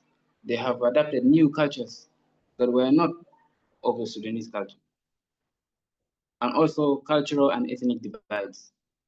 We've had many times of the ethnic tribal clashes between neighboring villages, and now it has spread everywhere in Sudan and South Sudan. What can we do to change these things? Youth are can be used as strong tools to unite a nation. I'll give you two examples of how youth have transformed our countries. If you search right now on your Google for South Sudan, you will only see war, war, war, and war. But recently, our basketball teams have transformed that. Our basketball players have had recent success in Afrobaskets, and also they have qualified for Olympics. And the world now knows that we as a nation have skilled and talented players in South Sudan. From that, one of our players, one of the youngest players right now in NBA, is from South Sudan, Kamal Malach. And also football tournaments. In South Sudan, for example, football tournaments are used to bring together people. We have had ethnic clashes between our neighboring villages. It's only football that can bring them together. When we made last year's football tournament, it brought together different communities, and they watched, and it was peaceful. And more football tournaments brings more peaceful coexisting among South Sudanese. And if I can give you another example for Sudan, for example, in 2019, the 2019 protests were youth-led and peaceful demonstration for the democracy and justice, which led to the ousting of the President Omar al-Bashir. I know, if I can remember properly, there's a girl called Ala Salah, who was a symbol of change in Sudan. She went viral for standing. It was a lady, a young girl, who stood up for change and went viral for standing for the education. The role of UN in youth empowerment and South Sudan in Sudan. Support agriculture and agroforestry. For example, Gum Arabic. I apologize for not showing an image of what Gum Arabic is. Gum Arabic projects to create jobs and food security. Gum Arabic belt falls in South Sudan and Sudan. It's in this region where 80% of the world's gum is produced. Employing youth and women in this sector will not only create jobs, but serve the world's vital demand for its natural products. Gum Arabic, 80% of it is in Sudan. And this is a very, very, very important natural organic produce that is found in only South Sudan and Sudan, and the rest of the 20% in other parts of Africa. However, this Gum Arabic has not been tapped. Its full potential has not been touched. For example, if we use youth to come in and tape, collect, clean, package, and export this essential product to the rest of the world where it's needed, we can transform communities. They can afford food, and they'll get jobs and food security. Investing in youth education and vocational trainings keep youth busy from getting involved in gang activities. Investing in vocational trainings and youth will instill in these youth skills that they will use to go look for money or look for a way to live, which will keep them busy from gang activities. Fund scholarship for displaced students. Many of the students who are displaced in different areas right now still wish to continue their education. If we could fund them with scholarships, or take them, or find a way of educating them, it will create change in our societies. Allow youth participation in politics. Inclusion, youth inclusive, including youth in politics is very important, as they can drive change. Establish leadership and mentorship programs, collaboration with NGOs and governments. Expected impact. It will restore hope, purpose, and increase community instability, reduce unemployment and migration pressures. Finally, I'm here to remind everyone that those that are studying outside, those that are studying in the region, we are not just survivors of war, but architects of peace. Come back home and let's rebuild both our nations, Sudan and South Sudan. Thanks for my attention. Thank you. Thank you very much, Mr. Ajak, for this presentation and for all the added value that you have presented today, and for your call to actions in order to utilize peace as a way to promote Sudan and South Sudan. And you mentioned, and you start by saying that the future of Sudan and South Sudan rests in the hand of the youth. And I can say that the future of any country rests in the hand of youth, because you are the future and you are, let's say, the catalyst of all growth and development. Thank you very much, Ajak, for your presentation. for your call to action to your country. And we hope to see in the future youth like you also contributing and participating to promote their cities and their countries. We will move on now to another presentation. Also another story, nice story to hear from Yaman El Amir, if I pronounced the name correctly. So, achieving the unachievable. Here we have another story coming from Sudan as well, Sudanese, but from the engineering perspective, which is at MIT. If you are ready, please, the floor is yours. Share your presentation, and we are all here eager to hear your story. Thank you. Can you guys see my screen? We can see, Yaman, your screen. Just make it as a full screen. And then you will have 12 to 15 minutes, to share with us your story about achieving the unachievable. It's a very nice title. Looking forward to hear the content. Wait, let me the screen.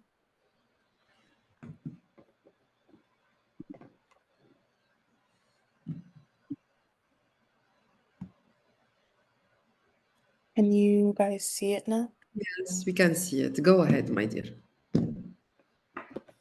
Hello, everyone. Mahatma Gandhi once said, "If you want to change the world, start with yourself." That's a quote I live by, and today I hope my story will inspire young people not to let barriers or cultural expectations stand in the way of their dreams. My name is Yumna Al-Amir, and I'm a proud sophomore at the Massachusetts Institute of Technology, studying mechanical engineering. My goal is to design biomedical devices that improve the accuracy and ease of diagnosing chronic illnesses like Alzheimer's. I also hope to integrate AI into these tools to enhance the precision and impact. But the journey to becoming the person I am today hasn't been easy. Can you guys see the next slide? I don't know if you guys can.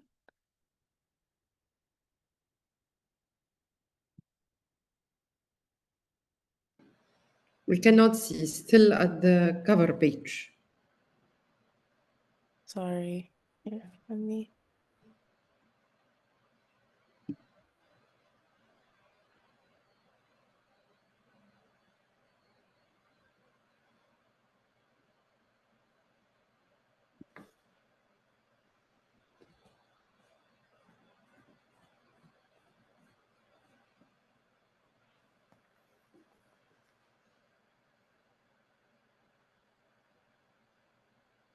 Can you guys, can you see the second Yes. page now? Okay. We can see it now. Okay, sorry. I have overcome numerous challenges to reach where I am today. As an African American female from an immigrant background, I represent a demographic often overlooked in elite academic circles. For many around me, gaining admission to an institution such as MIT seemed unattainable. Despite financial constraints, my parents, who immigrated to the US from Sudan with hopes of providing a better future for my sister and me, held unwavering faith in the transformative power of education. They expected us to pursue higher education at prestigious universities, which motivated me to excel academically and earn a scholarship based on merit and educational excellence. Like many of my generation, I faced the unique obstacles brought on by the COVID-19 pandemic. Additionally, the high school I attended did not prioritize academic achievement and lacked sufficient resources for standardized testing preparation and advanced coursework necessary for top-tier universities. Many students in my community were encouraged to enter the workforce or attend community college immediately after graduation. For girls, in particular, there was often an expectation to prioritize marriage and family over personal and academic development. Furthermore, as a Black student from a low-income background, I frequently encountered low expectations from others. Determined to succeed, I went above and beyond these challenges, sacrificing sometimes sleep and social life. I actively participated in numerous extracurricular clubs, maintained strong academic performance, completed community service hours, and sought out internships and enrichment programs. all aimed at preparing myself for success at the highest level. Ultimately, I was honored to be accepted to MIT, the globally top-ranked university by the QS World University Rankings. Even with this achievement, some within my community expressed surprise that my parents supported my decision to leave not only our neighborhood but our state just to pursue my education. Their steadfast encouragement, however, was a crucial factor in my journey. These experiences have strengthened my resilience and determination and have shaped me into the person I am today.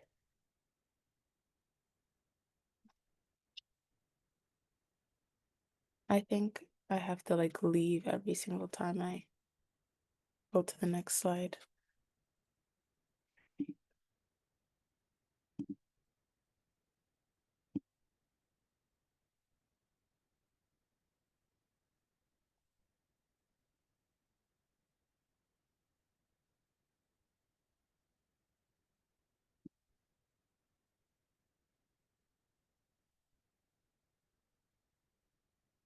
Helping people has always been a passion of mine, and I wanted to continue it at MIT by joining organizations serving minority groups. For example, I am currently serving as the Academic Excellence Chair for the MIT chapter of the National Society of Black Engineers, where I help peers develop academically and professionally, connect with Black alumni, and support younger students in achieving their dreams. Being one of the contributors of Revitalizing Sudanese at MIT, we hope to create a welcoming environment for Sudanese students and ethnically Sudanese individuals to support and help each other throughout their MIT journey, as well as connect with other Sudanese groups around us. We also wanted to raise awareness for the ongoing conflict in Sudan and gain support. Similarly, being publicity chair for the MIT chapter of Engineers Without Borders, we work with underprivileged communities on projects to improve everyday life. For instance, the past few years we have been partnered with a village in Tanzania to help restore a dispensary by repairing the roof, fixing the electric wiring, and building a new delivery room. I also had the opportunity to start a UROP at the MIT Koch Institute of Integrative Cancer Research, where I research biomedical devices while also helping design tools for targeted drug delivery. I take on these roles not only to inspire younger generations to persevere, but to ease their achievement journeys. I am also part of the Traveling Ambassadors Program, one of my most meaningful successes, because it offers me the chance to share my story with students around my community, advertise MIT to them, and remind them that they are capable of accomplishing their dreams, just like I did.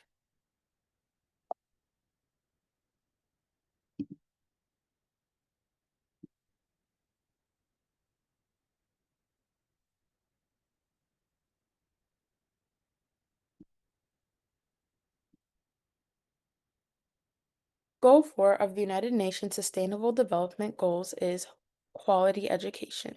Despite this, disparities persist and new challenges are rising every day. For example, according to the UNCF, only 57% of Black students in the US had access to a full range of college preparatory math and science courses, compared to the 71% of white students and the 81% of Asian American students. And following the US Supreme Court's decision to ban affirmative action, BBC News reports that the percentage of Black students admitted to MIT's class of 2028 dropped from 15% to just 5%. These statistics highlight a harsh reality. Unequal access to quality education continues to impact millions, both globally and in countries like the US. As leaders, global citizens, and especially as students, it is our responsibility to share our stories and support one another so that no one is left behind.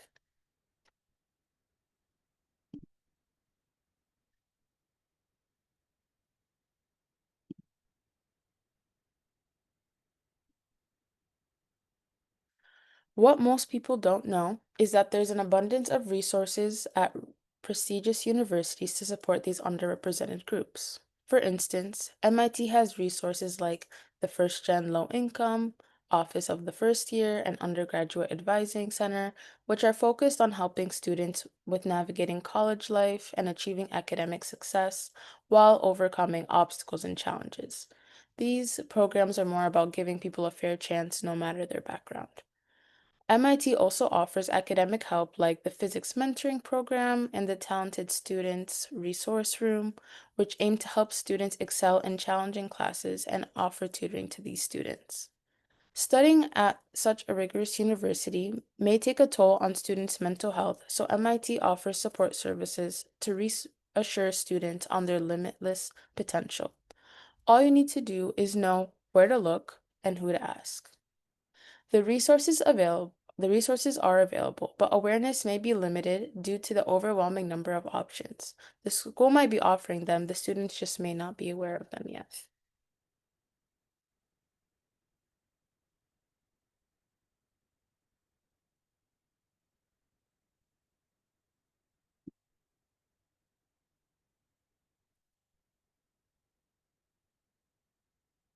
That's why I believe the way forward is to ensure that students have access to the right information when navigating higher education. To help expand access to quality education, I'm planning on working on these two key initiatives. One, to create like a digital platform, such as a website, to connect students globally, where they can share their stories, seek advice, and inspire others in under-resourced communities. Representation matters, and hearing from someone who looks like you or shares your background can be life-changing. The second one is launching a YouTube channel that helps students learn essential topics where they can explore all you should know guides on specific subjects, learn about important study techniques, and build confidence in their studies. Knowledge matters, and having accessible, relatable explanations can open doors to opportunities for students everywhere.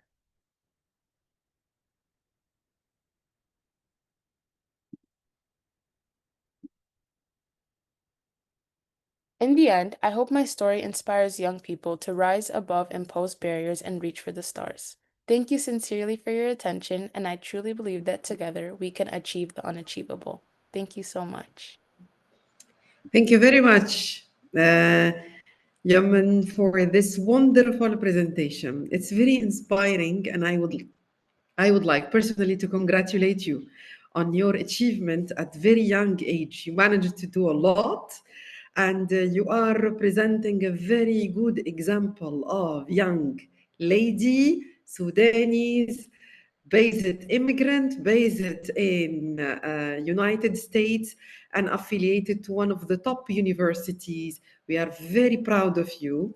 And thank you for sharing this wonderful experience, very inspiring story, and looking forward to see more young young ladies, young men to follow your story and to make an impact in not only in your life, but to make impact in others people's life.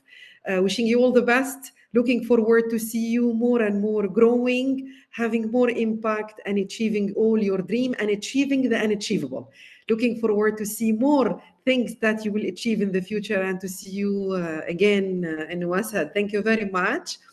And now we will move on to the next presentation.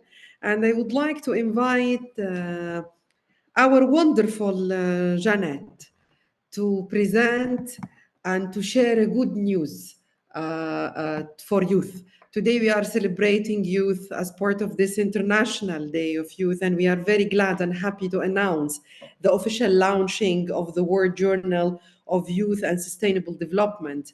And I'm glad to have Jeanette with us today to talk about this added value and this new journal that would add a lot to youth and to this field, an important field of sustainability. Please, Jeanette, the floor is yours, and we are all eager to hear from you about this newborn, this new journal that certainly would add value to the field of research, particularly for youth and sustainability. Thank you, Anne. Good to see you. Good to see you, as always. I must admit, I've got a dreadful echo. Hold on. Yes, please. I feel an absolute fraud. I am well past the days of my youth, but let's see how we go. Right. Try and share screen. Yes. That one. Okay. If you don't mind to make it on full screen. Don't be awkward. Come on, Bina. Right. Yes. Right. I must warn everybody first that I am well known for having absolutely dreadful computer problems when I'm trying to do one of these, so please bear with me. Hello, everybody. I've listened to some of these presentations as they've gone on, and I'm very envious of your youth. I'm envious of what you have laying before you. Would that the attitude towards youth was the same when I was your age, because I believe so much more could probably have been done, but hey, let's hope that things go forward, not backwards. So the World Association for Sustainable Development is launching a new journal, the World Journal of Youth and Sustainable Development. And as it shows, it is for, there we go, look, it's actually working. It's a new journal that aims to promote top quality international research about the role of youth in achieving sustainable development across the world. Youth are our future. We must not forget this. We are not going to be here, nobody is going to be here forever. But we must ensure that youths, young people, are in a good position to be able to bring forward sustainable development and help the world survive, help us all to get there. The journal will focus on youth leadership, empowerment, particularly related to young people's issues in developing countries. We've heard here that developing countries are, they have more reaction to climate change, even though they are causing far less of it than those of us in the developed world. We must help them to deal with climate change, and we must help them to show us how to stop making climate change such a drastic problem across the whole world. I spoke too soon. Come on. That's it. So there is a vast untapped source of knowledge in the world, the young people, our youth. And I think far too often, not necessarily those of my generation, but the generation below me and maybe the generation below that, they look and they say, you're only 15, 16, 20. What do you know? And I think we must realize that they know far more than we give them credit for. And their knowledge, the youth's knowledge, young people's knowledge and roles are crucial for increased development. Whether intentional or unintentional, it is sometimes difficult for youths to be heard. As I said, we tend to say, you can't know, you're far too young. Well, they do know. We need to realize that. WJYSD aims to change that to be a new important source of information supplied by and for youths. It seems that any developments in the world do not advance the outcome for our young, environmentally, socially, or economically. We think we know what we're doing. In many cases we do, but we don't look beyond our ideas. We don't look to see how that is going to affect everybody, not just the people we're aiming the developments for.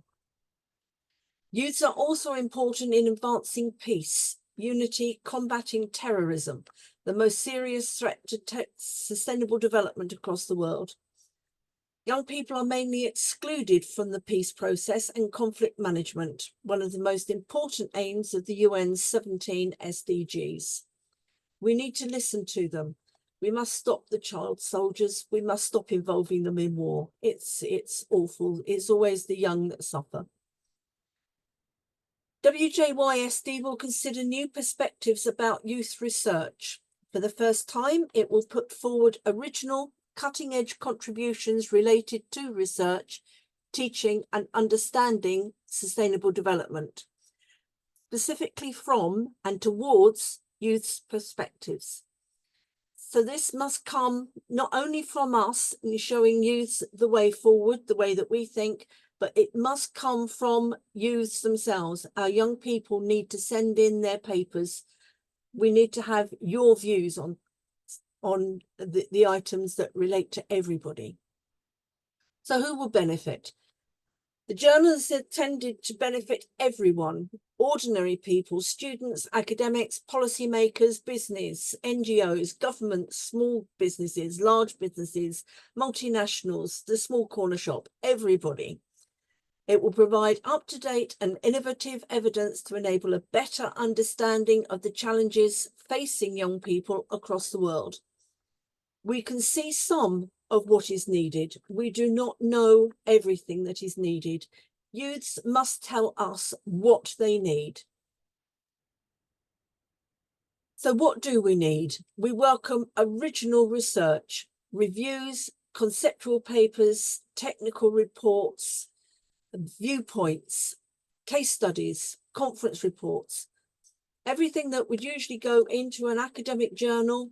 We will welcome papers on those lines. Please send them in to us. Any original paper that shows how the role of young people is progressing sustainable development. So who can submit? Anyone, literally anyone is welcome to submit a paper. You do not need to be a university student. You do not need to be a university lecturer. You can be a high school student. If your paper is important, if it is written well, we will look at it, we will consider it for the journal.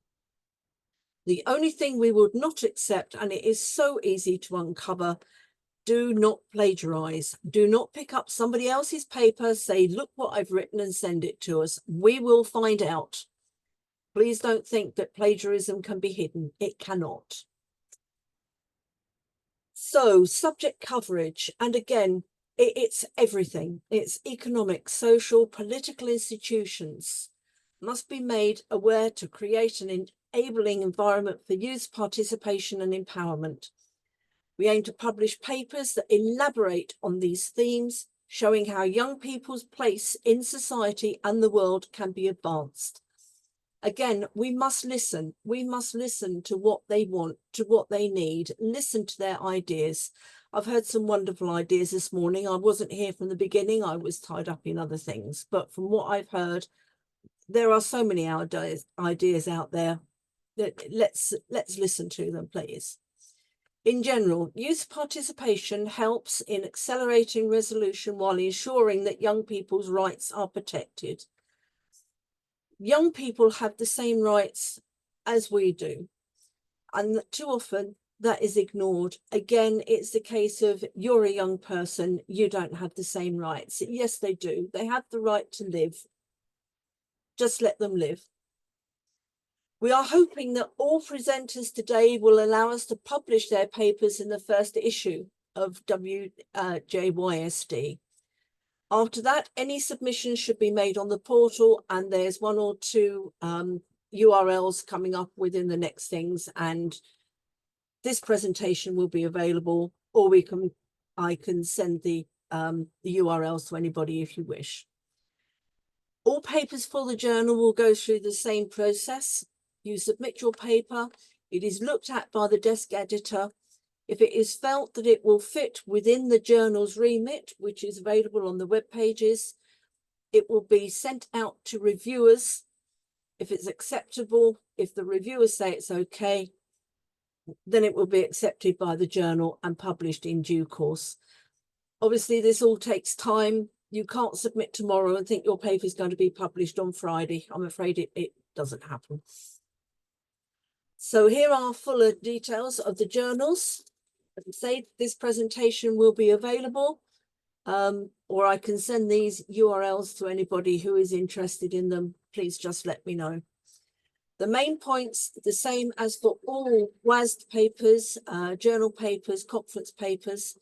We must have a structured abstract. Details are within the guidelines. And we have a strict word limit of 5,000 words per paper, including the references. That is important. You can't write a wonderful paper of 5,000, then put another 2,000 in references. We will ask you to cut it down. As with all WAS journals, all published articles will be open access, and we do not charge for open access. There are APCs. Unfortunately, we are not in a position to be able to do something for nothing. And this will be sent to you when you submit your papers. It will be indexed and ranked by ABI Inform and Cabell's Directory of Publishing Opportunities. And we aim to have the journal accepted by Scopus as soon as possible. And that relies entirely on the quality of the papers published. So we aim for very high quality papers. And really, finally, so this is a very brief outline of our new journal. Please go to the web pages, read more in-depth information. And thank you very much for listening. I'm happy to answer any questions if anybody has any. Thank you. Thank you very much, Jeanette, for this great news, honestly, for all researchers, young people, those who are interested in research about sustainability and youth at the same time. I think will be a great opportunity for all of them to submit high quality paper, to get published and to be recognized as part of this international journal. Thank you very much for all the details that you have provided. And certainly for those who are interested, they can also get more details and guidelines through the different links that you have shared. And I'm sure that you and Dr. Professor Allam also will be sharing more details to those who are interested to publish in this wonderful added value to the list of journals that WASAD is really taking care of. And I would like to congratulate you on launching this new journal as part of this International Youth Day. After this fantastic day of a lot of papers, I believe that you all enjoyed the different sessions, starting from session 1 to now with this session 4, with all the paper presented with this, let's say, touch of youth around linking it to sustainability. It's time to have our closing remarks for today, and it gives me a great pleasure to invite Lina Alam to make the closing remarks for today, for this International Day for Youth. Please, Lina, the floor is yours if you are ready to make the closing remarks for today's session. Thank you. Good afternoon, everyone. That was truly an impressive lineup of speakers today. Thank you all for sticking around and giving us your energy from start to finish. I promise I will make being the last speaker worth it. And can I just say it's great to see some familiar faces, Dr. Angie, Janet, Lina. Okay, before I begin, I just want to take a moment to let this meeting actually sink in. All of us from different continents, cultures, backgrounds, united here today around one shared belief, that young people are not just the leaders of tomorrow, but leaders right now. When I was 7 years old, I had the privilege of speaking at the United Nations. I remember walking into that enormous hall full of government leaders, diplomats, experts, and not a single other young person in sight. I was literally the only one under 18 in the room. It was both empowering and honestly a little lonely. 6 years later, I returned to the United Nations, and this time I wasn't alone.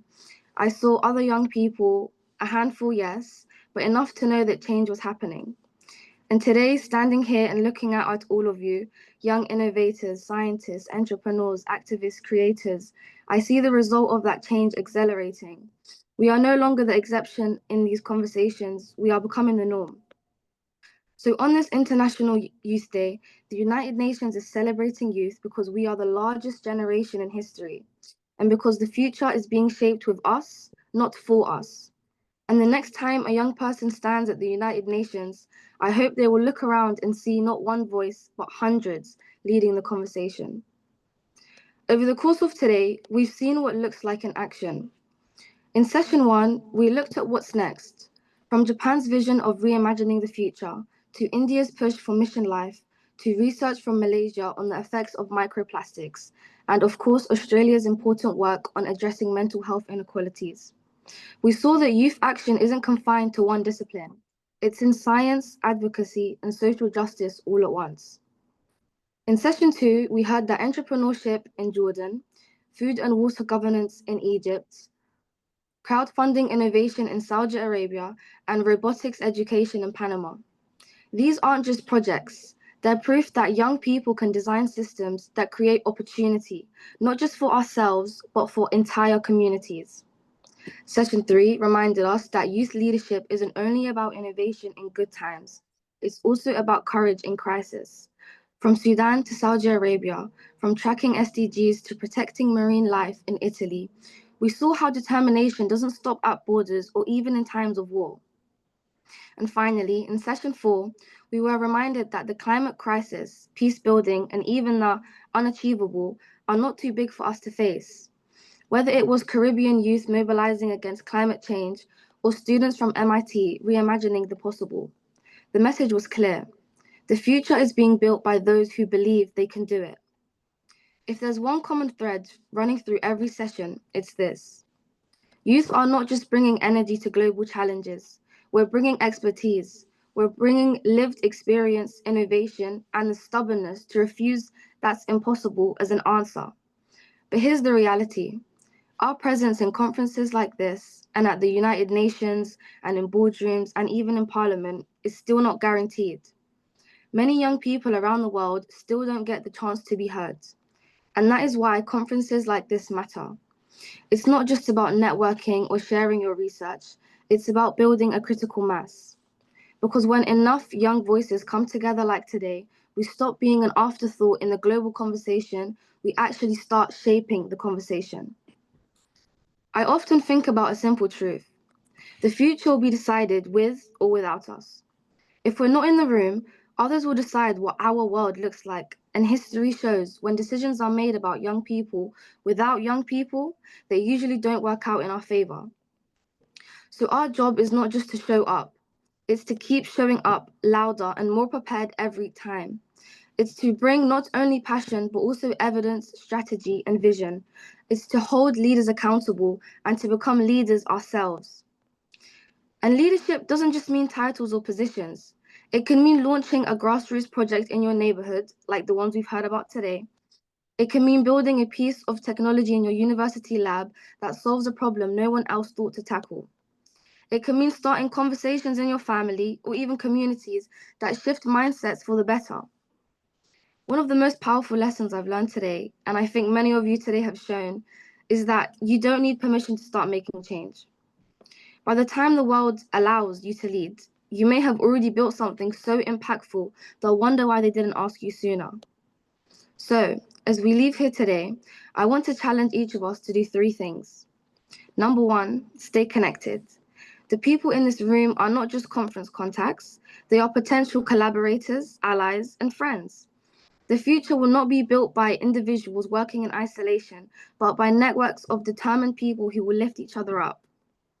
Number 2, keep learning. Whether you're a student, entrepreneur, researcher, or activist, the world will keep changing, and our strategies need to change with it.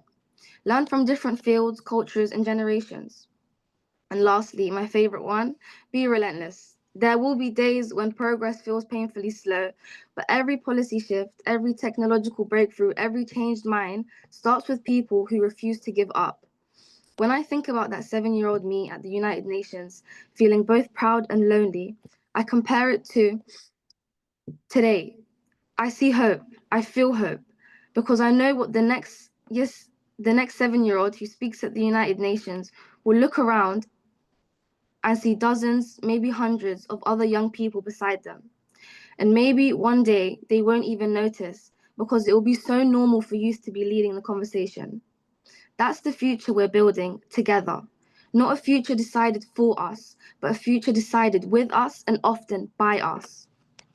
And that brings me to what Janet has just shared, the official launch of the World Journal of Youth and Sustainable Development.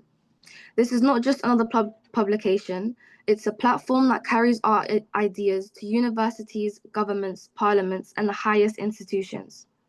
So I strongly encourage every single one of you, take the insights you've learned today, you've shared today, the research, the projects, the visions, and write them into this journal.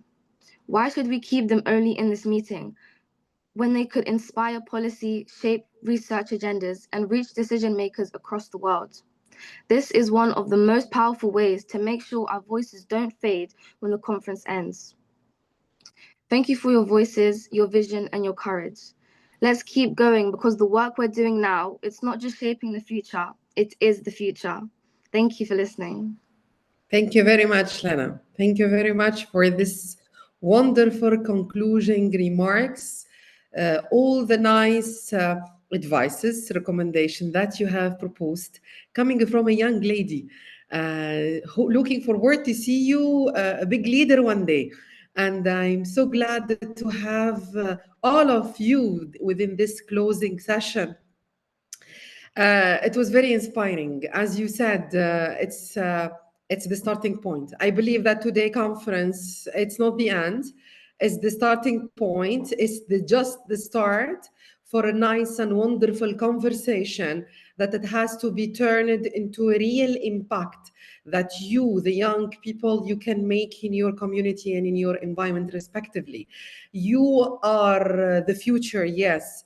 And in order to shape the future, you have to start working from today. Invest in yourself, believe on yourself, stay committed, stay dedicated, determination.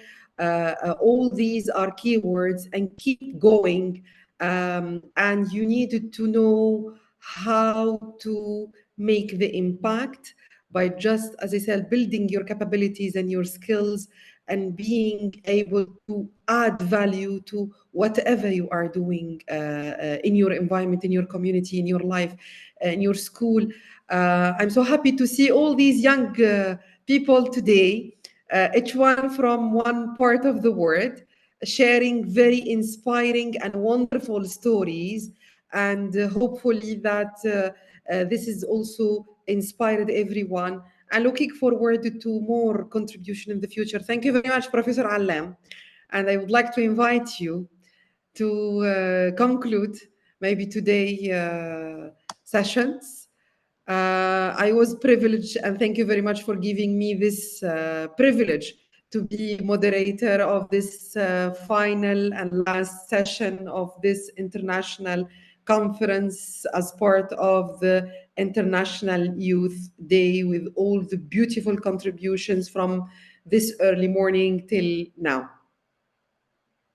Thank you very much, Dr. Angie. It was wonderful session, and thank you very much for your always wonderful way of managing smooth out sessions. Thank you. I think it was fantastic day, really, from the start with the Japanese team. They were really very nice kickoff at the start. And we went through all these papers, one after the other. Fantastic papers. And I'm really pleased to see the conclusion with very young. I think Yuman is very young at MIT, and she's right. To be in such a big institution, we have this same. I'm probably, if we open this for debate, Angie, you will say the same. You have much to say about even your experience in France. The Sorbonne, the big name. The same like in the UK, Oxford and Cambridge are big names. It's not just about your marks. They have a lot of barriers for you to get into these big universities. And that in itself, I think, as Yuman said, I think we need to make sure we utilize this as an inspirational and model. And one of the things, I haven't talked to you about it, Angie, but we have been thinking about this for many years. Also, when we met our colleague from Indonesia, we met people from Uganda and others, is to try to think of maybe an international exchange of inspirational examples, if you like. So you take Yuman from the US, she traveled, like she said, she goes to Saudi Arabia, for example, inspire others. You take Tamadr from Saudi Arabia, you take her to India. And I think we have also listened. You remember that morning session, that talk from India was fantastic. Every talk, to be honest. And we need to explore. I mean, we had someone body today speaking, Carlos from Panama. This is a very long way from the UK and so on. So that's something I think we should all make sure. I don't want to just single one paper out, but really I was very much moved by the Caribbean paper, Peters, Fissmore. What I like he kept reminding everyone, including the young one, we have to do it. We have to be there. And I really like that. I can see that Janet echoes the same thing. That is a powerful statement. Yes. The same happened in Pakistan. He said, we did less. We took a big chunk of the problem. Barbados and the Caribbean, all of them, they struggle every year. We've been to San Lucia, I remember in 2010 with Dr. Gail Rigobert. They have this hurricane every year. They haven't polluted them. And this is a big problem of always the discussion between the United States and China. The United States want China to slow down, and the Chinese keep telling America, we want to grow with the same ladder you used to grow. So this is really the heart of the problem. So that's really, really nice. One thing I will discuss with other people, I will come back to you as well, Angie, those from WSD, we could not get everyone on this conference. We had people so, I don't know, I don't want to say disappointed, but some have been. One of them, she said to me, I spent 1 week preparing, and you're not giving me a chance. We have people from Qatar, from Sudan, from Germany, from where else? Africa, from Middle East. They couldn't get a chance to speak. From India, we had, because we went with those who came first from the professor. So I will see what can we do. We may have another one. Yes, another opportunity. There is a lot of people, really, you can see the anger in their passion about to present here. So we couldn't get anyone here, so we will discuss to see if we can quickly have a second round of presentation.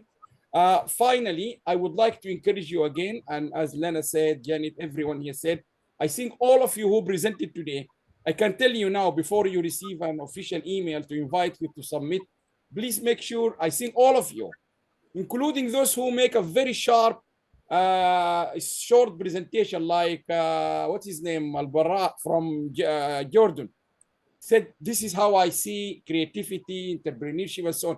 Anyone can write about what he did. As Jenny said, we are not looking for purely academic paper, but we're looking for all these experiences. So try to think of writing your thoughts today as quick as possible. And secondly, I don't know really, but I want to discuss it with other people like Angie and all other professors, maybe Beverly, whatever, all these senior people, to see how can we configure the advisory board. That's very important. Of course, we know how the editorial work, we will make sure, but we really keen the editorial board, which decide on what goes into this journal, to be configured with the views of the young generation on board. People like Human and other, all this young generation. I want them to be in the editorial board, deciding what to be published, what not to be published. And we will just give them the experience of how the editorial work. But this is, again, it's never happened, but I would like us to be the pioneer on doing this, a journal, and we will do our best to make it internationally recognized journal, but it is by the youth, from the youth to the youth, but we want them also to do that. And also, one other things, I would like to encourage all of you, those who presented today, to consider seriously, come to our conference in December in London, between the 2nd to the 4th of December. We would be very much happy to help you with any visa letter or anything if you consider coming to London. And finally, I'm not sure. I know the people from Sophia University, they would probably now went to sleep now. It's too late for them now. But I think I have seen those from Kordofan University still there. I can't see them now. But we're really grateful for all those who joined us from all universities, those who joined us from all over the world. I'm grateful for everyone. As I said, this is a huge work. And still there's a huge work. There's a big team is going to pick up this video. And we're very grateful to Henry, also student. Oh, I can see that. This from Dr. Amal. We can give you a very final, very brief word, because you've been following us with your students from a very harsh environment where you are. And we hope peace will prevail, not just in Sudan, but in Sudan, in Ukraine, in Palestine, and every other place. Yes, Doctor, we give you a very final word, Dr. Amal Khalil. Thank you, Prof. Alam. Yes, I have some comments from my student. Go ahead. Go ahead. If you have a time, if you give them a chance to say it or no, I will send this comment, maybe 4 or 3 comments. Are they with you now? Yes. If they would like to come on camera, we would love to see them before we. Okay, okay, yes, good, yes, okay. From my phone, we say yes, sir. أنا حتى الكاميرا. Okay. Yes, sir. Can you introduce yourself first? Tell. I know where you are, but tell the rest of the world where are you now? Okay. Yes, yeah, I'm Dr. Amal Khalil from University of Kordofan from Sudan, Al-Ubay City. And now I celebrate the Youth Day, International Youth Day with my student. And now we attend this conference with about 45 youth. Now they have many comments. Yes, so I will begin with Athar. Hi everyone, I am Athar Osman. Thanks for giving me chance to talk. My question to Sir Hussein, the steps from 0 to 5 in your project, you mentioned that the goal of steps is not reports, but the execute. And the countries that have not reached the goal should be passed on the countries that have reached. Some countries do not have the components to reach the goals. How they pass it on countries have more and better components. And the second question, why peace is not the first goal in your project? Without peace, the rest of the goals is falling down. Interesting. Hello everyone. I am Sousan Juma. Youth play a vital role in society, and with proper support, their impact can be powerful. Science Meet 2024, the Center of Peace and Development Studies has led students invited, providing strong community support. We are now focusing on the Green Youth Project to expand green. Cover for year, giving the several economic and climate impact of war. The center launched invited the compact description before they become a crisis. Okay. In the name of Allah, the most gracious, most merciful, most compassionate. My name is Manan Musa. The Center for Peace and Development Studies is representing itself in a 21-day workshop titled Solution from Nature, which seeks to enhance the aesthetic appeal and greenery of Al Ubaid city. The inventive involved planting ornamental and fruit trees in ocean and along the street, promoting a healthier environmental and community well-being. Thank you so much. Okay, Prof. Alam, thank you. Yes, this is our celebration. How far are you, Doctora, just for people to understand the geography, how far are you from the bombing? I mean, you've been in this war for 3 years now. How far are you from the bombing going on now in Sudan? How far are you? Yes. Yes, Prof. Alam. I can't hear You you are very very well. close. Yes, Prof. So maybe I have a technical. Okay, I think we lost them, but this is a university very close to the war zone. We have been discussing about how can we help universities in war zone. So I think we will bring it to a conclusion. If you would like, all of you, Sarah, I will give you a chance. Maybe we will communicate you with them to give them. I can also respond. Can we just take a group picture? All of you can take it, but if you can, we will give you maybe 1 or 2 minutes to come on camera. Anyone would like to come to the group picture, please show on camera, and then we will take the picture. Anyone would like to join this group picture? Quickly, please. Sharia, thank you very much. I know India is too late now, but really everyone commented on your presentation. Wonderful. Thank you very much, all of you. Ajak, thank you very much. Sarah, Tamadur, Yuman, I know it's too early in the US. Magid Al-Amri, Lena, Adama, Ken. Thank you, all of you. Really, let us just make the picture. I can see here also Bakri, Nada, Councillor Muhammad Makkawi, Lina, Taqwa. So let's take, I will take, and if you'd like to take, just do a print screen. But I will do my best here to make the best one I can. So now 1, 2, 3. There's a nice dog sitting here in NAB picture.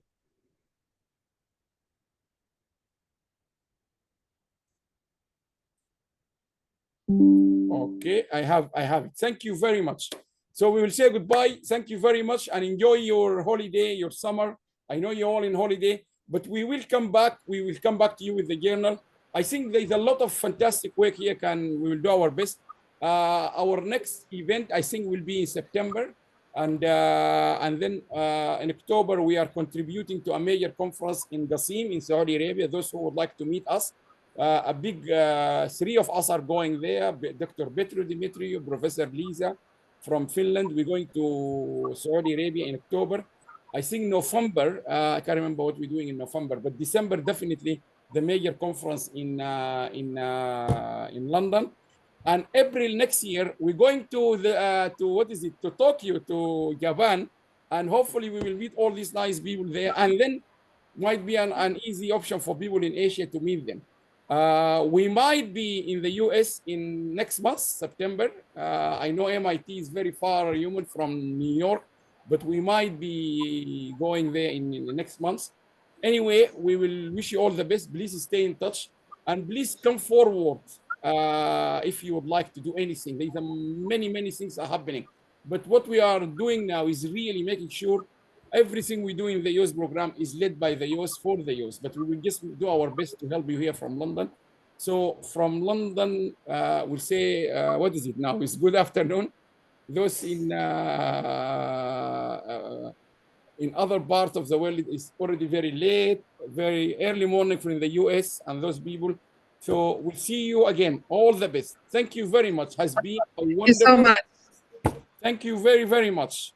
I will just leave I will stop the recording, but I will leave you. I will unmute everyone. You can feel free to talk to anyone because we're going to stop the render. We will stop the recording.